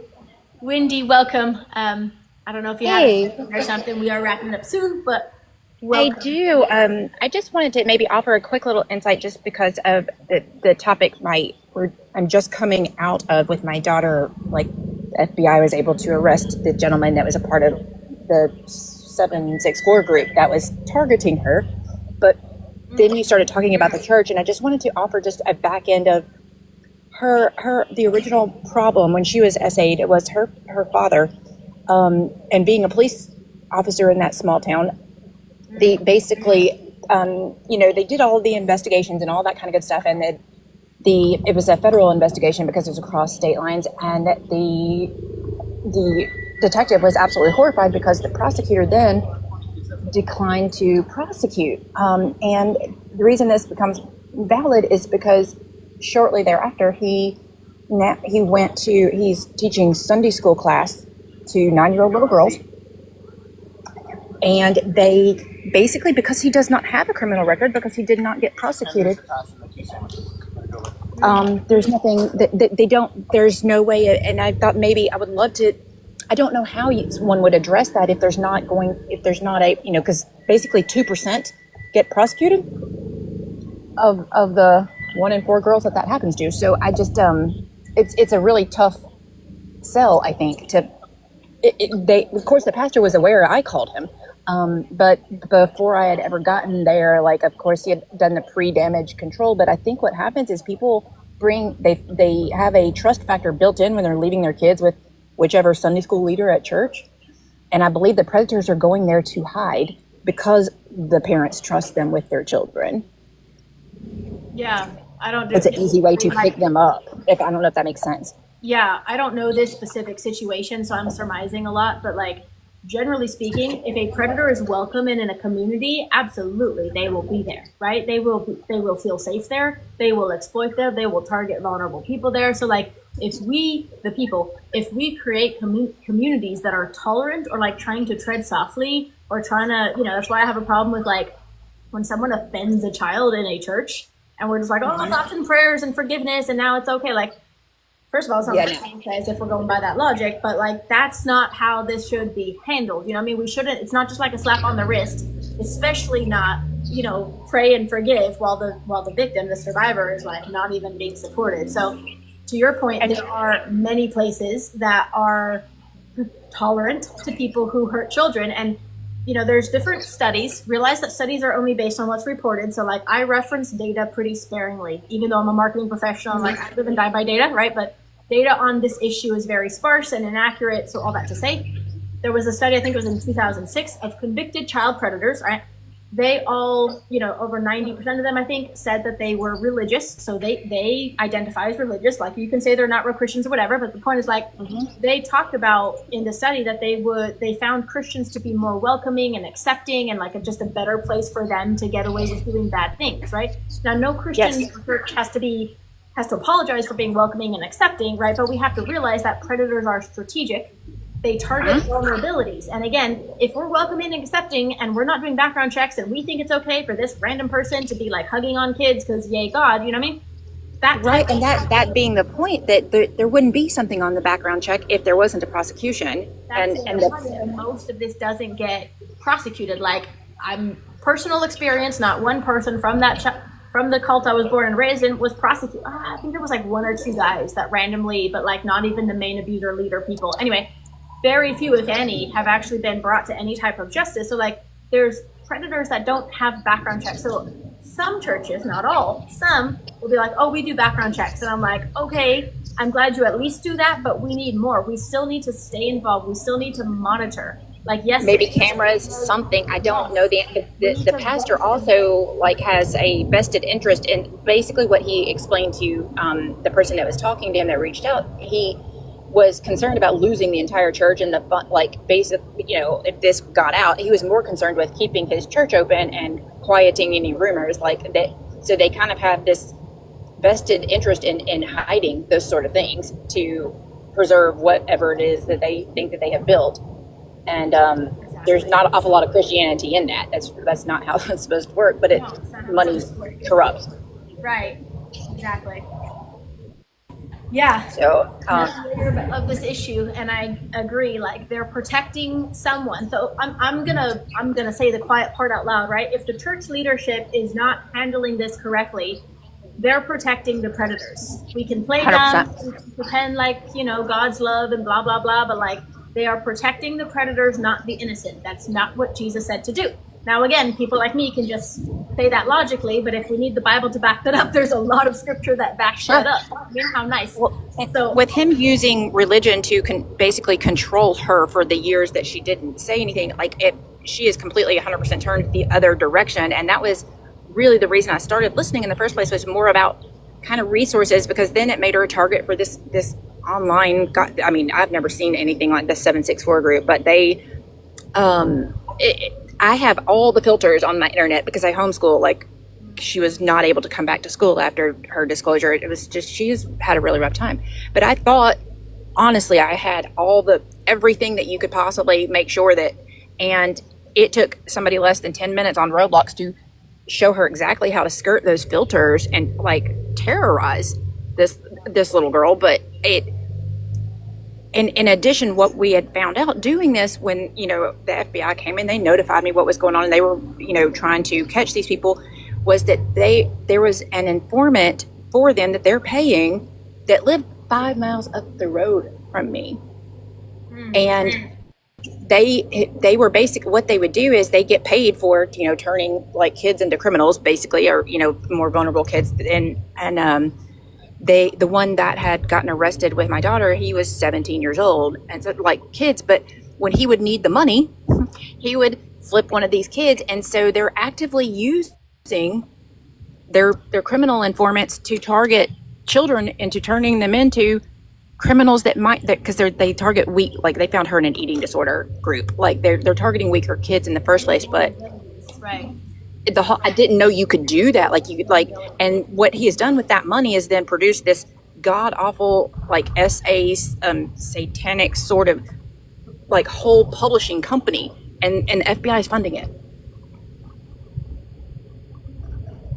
And it's the whole thing. There's a reason that I think you're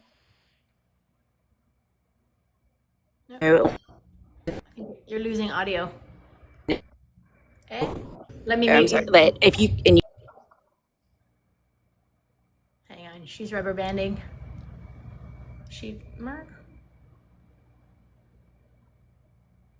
Says you can invite her to turn on her microphone in 56 seconds. I don't know what that means. I didn't cut you off, though. I don't know how to undo that. Is that okay, or did it get better or worse? You just got back, yeah. Sorry, please repeat. Okay, and I'll wrap up because I know you guys need to go. I just I having the, we've all had our account shut down for using like the wrong word out of context. So you cannot tell me that they're not aware of all of these images and explicit pictures of kids that are floating around the social media site. They just are, they're making a choice not to take it down. 100%. Like, just, frame me knowing what I know, being who I am. A couple years ago, did my first 3 years ago anyway, did my first undercover sting up where I'm pretending to be a child on the internet in order to identify predators. This isn't even like on the spectrum of intensity. We're like all the way over here, right? We're just, anyway, seeing the amount of, okay, I'm going to summarize this up because there's so much I can say here, but like how aggressive, how disgusting, within 10 seconds of me just creating a profile with a baby child's face. Like, I looked 10 years old in this little picture. There's predators pouring into my inbox. I want to talk more about this later, but here's my point. There are certain qualifiers for these predators to qualify for a warrant or an arrest, okay? I'm not going to like expose everything about it catching predators on the internet, but that being said, I have to tell them my age and writing. Okay, so I had to tell them, like, I'm turning 12 years old this weekend. I'm baking cookies with my grandma. We had to tell them our age and writing, number one. Number two, they had to describe their intent. Okay, without details, I'm letting you know these are the most descriptive, violent, aggressive words and details. Okay, like the most descriptive things you can mention. In addition, I saw more adult male genitalia in the 2.5 days I was pretending to be a child than I had in my entire life. Okay? All that to say, to your point, when you make the post and they're like, oh, that word that violates our community guidelines, or the private message, or the whatever, the word they identify. I've been on lives and we weren't even talking about politics. Someone mentioned Libertarian Party and this little banner came up at the bottom about like politics and voting or something. Okay, the point is that technology that can identify the words they flagged that they don't want us to say or whatever, it is intentionally, I must say it is intentionally not being used to protect children, because I was not blocked from the hundreds of predators flooding my inbox, bragging about their victims. I'm talking like the most descriptive things you can't even imagine being said. I wasn't blocked. They weren't blocked. Why? These platforms, I must say it, they are intentionally profiting off the exploitation of children because they profit off their user base. Now we can apply that same filter to many churches or other places that also are tolerant of this type of behavior. Why? There is a profit-driven incentive. Now you could even go more like nefarious and maybe they themselves are disgusting. Okay, either way, if these platforms or these places of faith or whatever it is, if they are protecting the predators and not protecting the children, I'm going to say that's intentional and obviously unacceptable. But to your point, one of the reasons that I started a nonprofit about digital safety, I know all the really, really, really bad stuff. And we're talking like spectrum of intensity of trafficking, okay? All the way up here on the digital safety side, this is so preventable. This is such a solvable problem, right? Like ideally, let's not give kids open access to the internet. There's a lot we can do at home to prevent kids, right?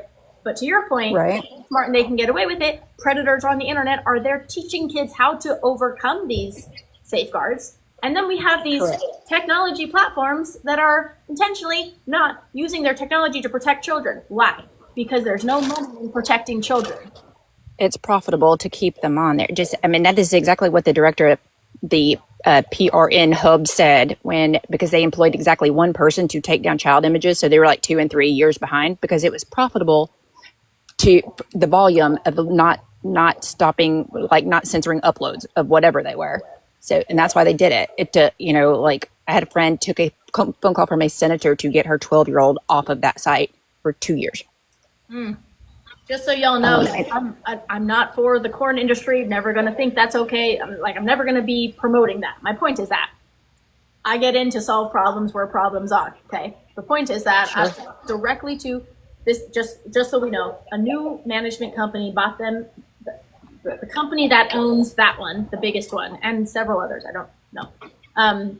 New management bought them in March of 2023. This is like a whole podcast. I have a whole podcast on my YouTube channel. Like I could explain exactly how and all the layers, but the point is like they've cleaned it up in the way that they've taken down everything non-consensual.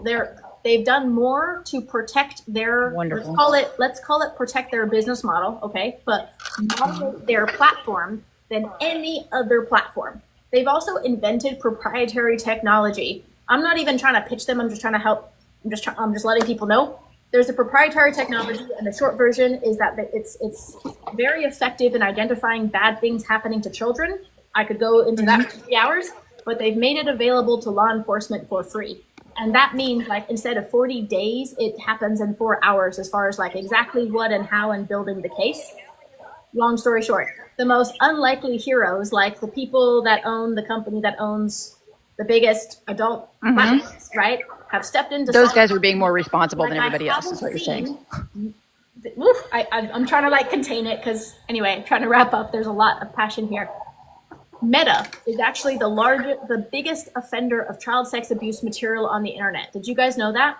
Facebook is number one, 17.8 million reported cases to NCMEC, National Center for Missing and Exploited Children, followed by Instagram, 11 point something million, followed by Google, followed by WhatsApp, which is also Meta, followed by like Twitter or TikTok or one of those. My point is that these family-friendly platforms that we don't see these advocates talking about, rampant with bad things happening to children. I pretend to be a child on these platforms and many others that just like openly allow terrible things to happen in ways I can't even describe on the internet.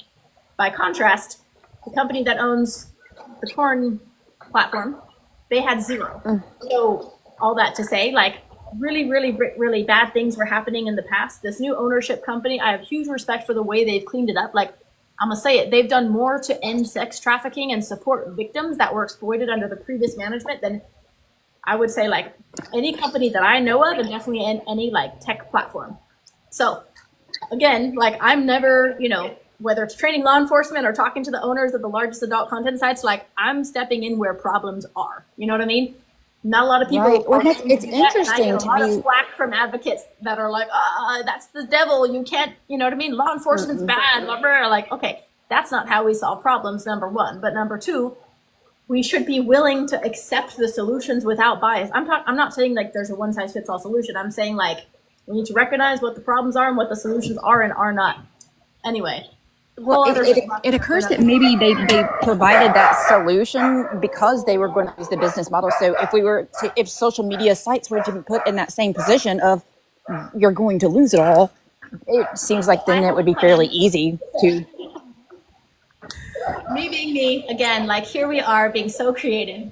Anyway, I have a plan to make it a profit-driven incentive for technology platforms to protect kids. Isn't that stupid that I have to say that? But here we are. Anyways, this is also like part of bullying them into doing their job, because if they wanted to, they would. Like, let me say that differently. I've learned a lot from the corn industry, ironically, about moderating platforms and the capabilities. Anyway, if Google wanted to, they could have a long time ago. They have much bigger budget, resources, and staffing to do that. They just don't want to, right? You just don't see the advocacy groups screaming in the right direction a lot of times. And again, there's a lot of profit-driven incentive in a lot of this mess, unfortunately. But anyway, all that to say, also a lot of lobbying and laws that have been intentionally written. 100%. People making millions of dollars not solving these problems. Like, right, it's to intentionally skew laws to protect social media platforms from being forced to actually tackle these problems and keep children safe. Like there are people that are doing the screaming are getting silenced on those platforms. So. Well, and there's literally money that has been spent to keep laws written in a way that protects the major social media platforms, because in essence, they're not responsible for content that they don't post. 100%. So I found a loophole. Again, me being solutions oriented, right? But you also have to, in my opinion, you have to make it a profit driven incentive. Otherwise nobody cares. Or we just check some boxes, but don't actually do the thing. You know what I mean? Anyway, I can unpack that another time, but yeah, that's where the public can come in and be helpful with awareness, because like if we knew how solvable so many of these problems are, we wouldn't be making excuses, and we also wouldn't fall for these band-aids that politicians talk about that really aren't helping. Like, again, it's a whole other topic, but like to Becca's point, there's laws that protect these platforms. Just to nail down a few more things here, like, okay, platforms are required to report child sex abuse material when they identify it, but they are not required to find it. They are not responsible, to Becca's point, for illegal content allowed on their site. So they just don't look for it. That's stupid. Okay, so whole creative process here. I could unpack that. I actually have a business plan to eradicate child sex abuse material on my website, Digital Defenders United. Like, again, I've overthought this, as you can imagine. It's just that of all these problems, the digital world is the most, I'm going to say the most solvable, in the sense that, like, it's unregulated, it's borderless. There's a lot of tech solutions that we can moderate and identify and track and blah, blah, blah, blah, blah. All that to say, on the spectrum 100%. of intensity. Yep. And by the way, it's so good to see you, traffic jammers. On a spectrum of intensity, you know, like, there's all this evil that we cannot necessarily eradicate, but like, over my unalived body will my niece grow up in the world that I've seen while pretending to be a child on the internet. And that problem is solvable. It comes down to, if they wanted to, they would have. So petite smiley me don't give a fuck, and we're going to make sure they do. End of story. I love you so much. I love you back. Traffic She's jammers. easy to love. How are you, Kim? Kim, I've known you for what, almost 4 years now? Dang. Yeah, that sounds like a long time. Lots happened. Yeah, Yeah, for a long time. for a long time. Huh. Traffic jammers, I would love if you could just give a brief introduction of you and what you guys do, because Sure. yeah, I appreciate the invite, first off, Kim, and of course I always love what you do, and I'm honored to be up there sitting with you, actually. But what we do is that we're an investigations organization, and sorry, I can barely hear you. okay, There you can go. you hear me? Is that better? Yep. Okay, so I appreciate you letting me come up. I love watching what you do, and love everything that you do. But what we do is we're an investigation organization, and as a licensed human trafficking investigator, which I got a real quick to a little shout out for the Arizona team that we teamed up with. They got their licenses too, and they're doing big things down there. So it's really helping. But as a a licensed human trafficking investigator, we do a lot of investigations on the HT just to help law enforcement, because as Kim always expresses, that for one, they're already overwhelmed with different crimes as it is, and it's they've kind of almost decriminalized it, and so where we come in, we do a lot of investigations, and then once we build our report and get all good factual information, then we usually go to the law enforcement and of that town or city, or wherever we're at, and we give them everything. What they do is they take what we give them, and they look at it, and they go and they pretty much vet it, just to see and make sure that what we got's real and things like that. And since I built this organization, and over the last year, since July 1st, our investigations have brought home 18 girls. So we're that's just through helping in investigations, and we've become good friends with lots of law enforcement across the nation. So it's worked out pretty well. I love what y'all do. I think there's a lot of people that were on this live tonight that, would love to work with y'all or love to help or whatever. Yeah. There's not a lot of people that Yeah. specialize in this and that, like, know how to help, know what to look for, whatever. The investigative world is understatement, right? Like, we need It is. And it's a lot different. It's a lot different than regular investigations. And I should say regular, but other investigations, whether different crimes. It's a lot different when it comes to HT. It's a whole, you got to handle the whole family, the victim, the survivor, in a totally different way, really. Or at least that's what I've learned. But it's definitely a passion of ours. Great organization.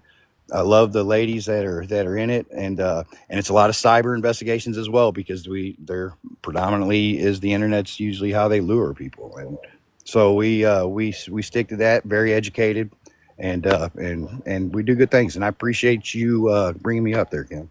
Oh, for sure. I really. Hey, who licenses human traffic HT investigators? I'm sorry. Who licenses HT investigators? I'm just curious. You can I went through McAfee, because you can do it through being a nonprofit organization. Now it's the only thing we can investigate, but as a nonprofit, through, I'm in the state of Missouri, there's the Missouri Education, the Department of the Missouri Education. It's accepted through that. Arizona, it's accepted through. There's lots of states that accepts it, and then and then that's how you get licensed, and then you can investigate through running nonprofit organizations, and teaming up with law enforcement. And law enforcement loves it. Like the way it's worked out for us. Because of course they vet us. I got a license number. I got to renew my license and everything every 2 years, just like law enforcement, and take the extra 40 hours of education, just like law enforcement and all that. But they like it because the fact that it really serves a lot between families and law enforcement, though, is because a lot of times families are always they don't think they get a lot of answers from law enforcement. They think they're doing nothing on their cases. They think that they're not moving fast. They're on them.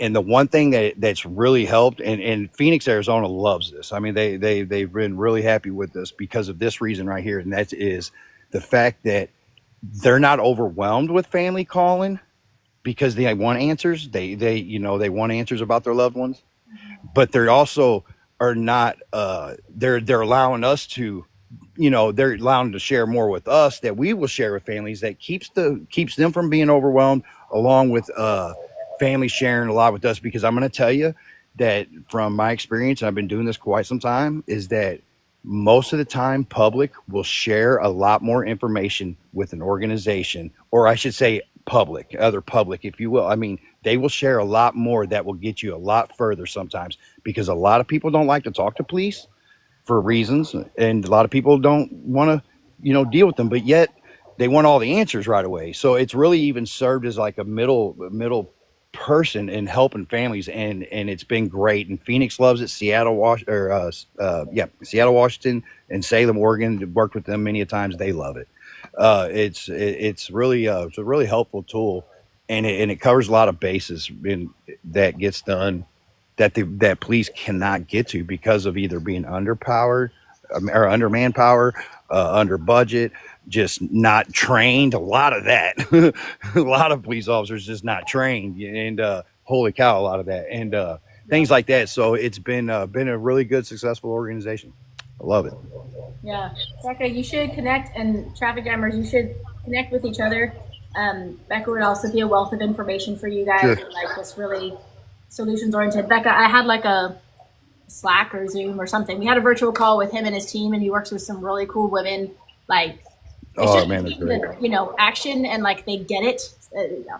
I talk to a lot of people, and there's few and far between who are like really actively involved that stand out as like, all right, these guys are serious. They get it. You know what I mean? That nobody fully like has all the answers, but like anyway. Really, and I got some peoples they need to go. Yeah. Look. So the answer to yes, and I don't mean to cut you off. So the answer to your question is that you go through McAfee Cybersecurities, and you can go that way. It's a 31 credit hour course that you can take, and you can do it as a nonprofit investigations organization, and legally, you get a license number and all that kind of stuff, and legally be able to investigate, and then it can go further. But I also am prior law enforcement and retired military as well. So yeah, I was just curious because there was some. I wasn't sure if I answered your question. There was some licensure floating around that you literally only had to watch like 2 hours of videos for. So yeah. You're going to go through a whole lot of school on that. I was like, yeah, no, like that's not cool with me. Like you shouldn't be able to go do all this stuff because I watched 2 hours of videos. No, I got a bunch of certificates, for extra training, extra 40 hours a week. That's, or 40 hours a year that you got to get that, or them 2 hour courses. But this is a 31 hour or 31 credit. It takes a while to do. It's like about as long as a police academy, really, I guess. Nah, maybe shorter, a little shorter than that it was. And like Becca, I'm glad to hear that. And I think But we're it both covers also a lot of like, bases. hesitant, like, basically like, Becca, you should be involved in the information and the curriculum. You know what I mean? Like Yes. Yeah, exactly. Yeah, there's a lot of things I need to get back involved in, but first I have to get my beautiful little one home. Sure. 100%. I love you so much, and I'm so excited for you. There's I would love to keep talking about you. I should let my dog out. She's probably pissed at me somewhere. But I really enjoyed this, y'all. I used to go live on TikTok every Thursday for a few years, and that's how I met Becca and a lot of these amazing people. And I've been busy and haven't done it, but I've enjoyed this. What's up? So then you disappeared. I didn't disappear. I'm just doing the real work. Right before this live, I was like running. Anyway, my dog this is not surgery. My dog pricked me, but she was just excited. Anyway, I've really appreciated this discussion, this dialogue, and I've really enjoyed it. And I want to thank And everyone for being here. we need to connect because we were supposed to be working on a whole project and then life lifed and yes. Exactly. And yes. And yes. Bro, I actually have a really exciting update. We don't anyway, I'll unpack this later. Y'all know I'm really big on virtual education. Actually, this is for both of y'all specifically. Crime Stoppers International. We're doing virtual education with them. That's law enforcement training, as well as all these other types of specialized training for different industries. Think like medical and teachers and parents and all these different things. Crime Stoppers International, the CEO is this badass woman, Haley Van Loom, background in cyber intelligence and security, this whole thing. I would love to talk to you both about this, but I'm super excited because like it's a very recognized brand. There's a lot of international relations with like Interpol and law enforcement and stuff. And anyway, it's bringing it together in this really cool way. And we have a lot of involvement. So I'm really excited about that. Anyway, call me. We have to get together. I will. Yeah. We need to catch up. I love you guys so much. I'm going to call it a night, but I really appreciate y'all. Thank you, Kim. Love you, Kim. Thank you, everybody. Thank you guys so much. I will see y'all soon. Have a good night, everyone. Go put on comment. Bye. Bye.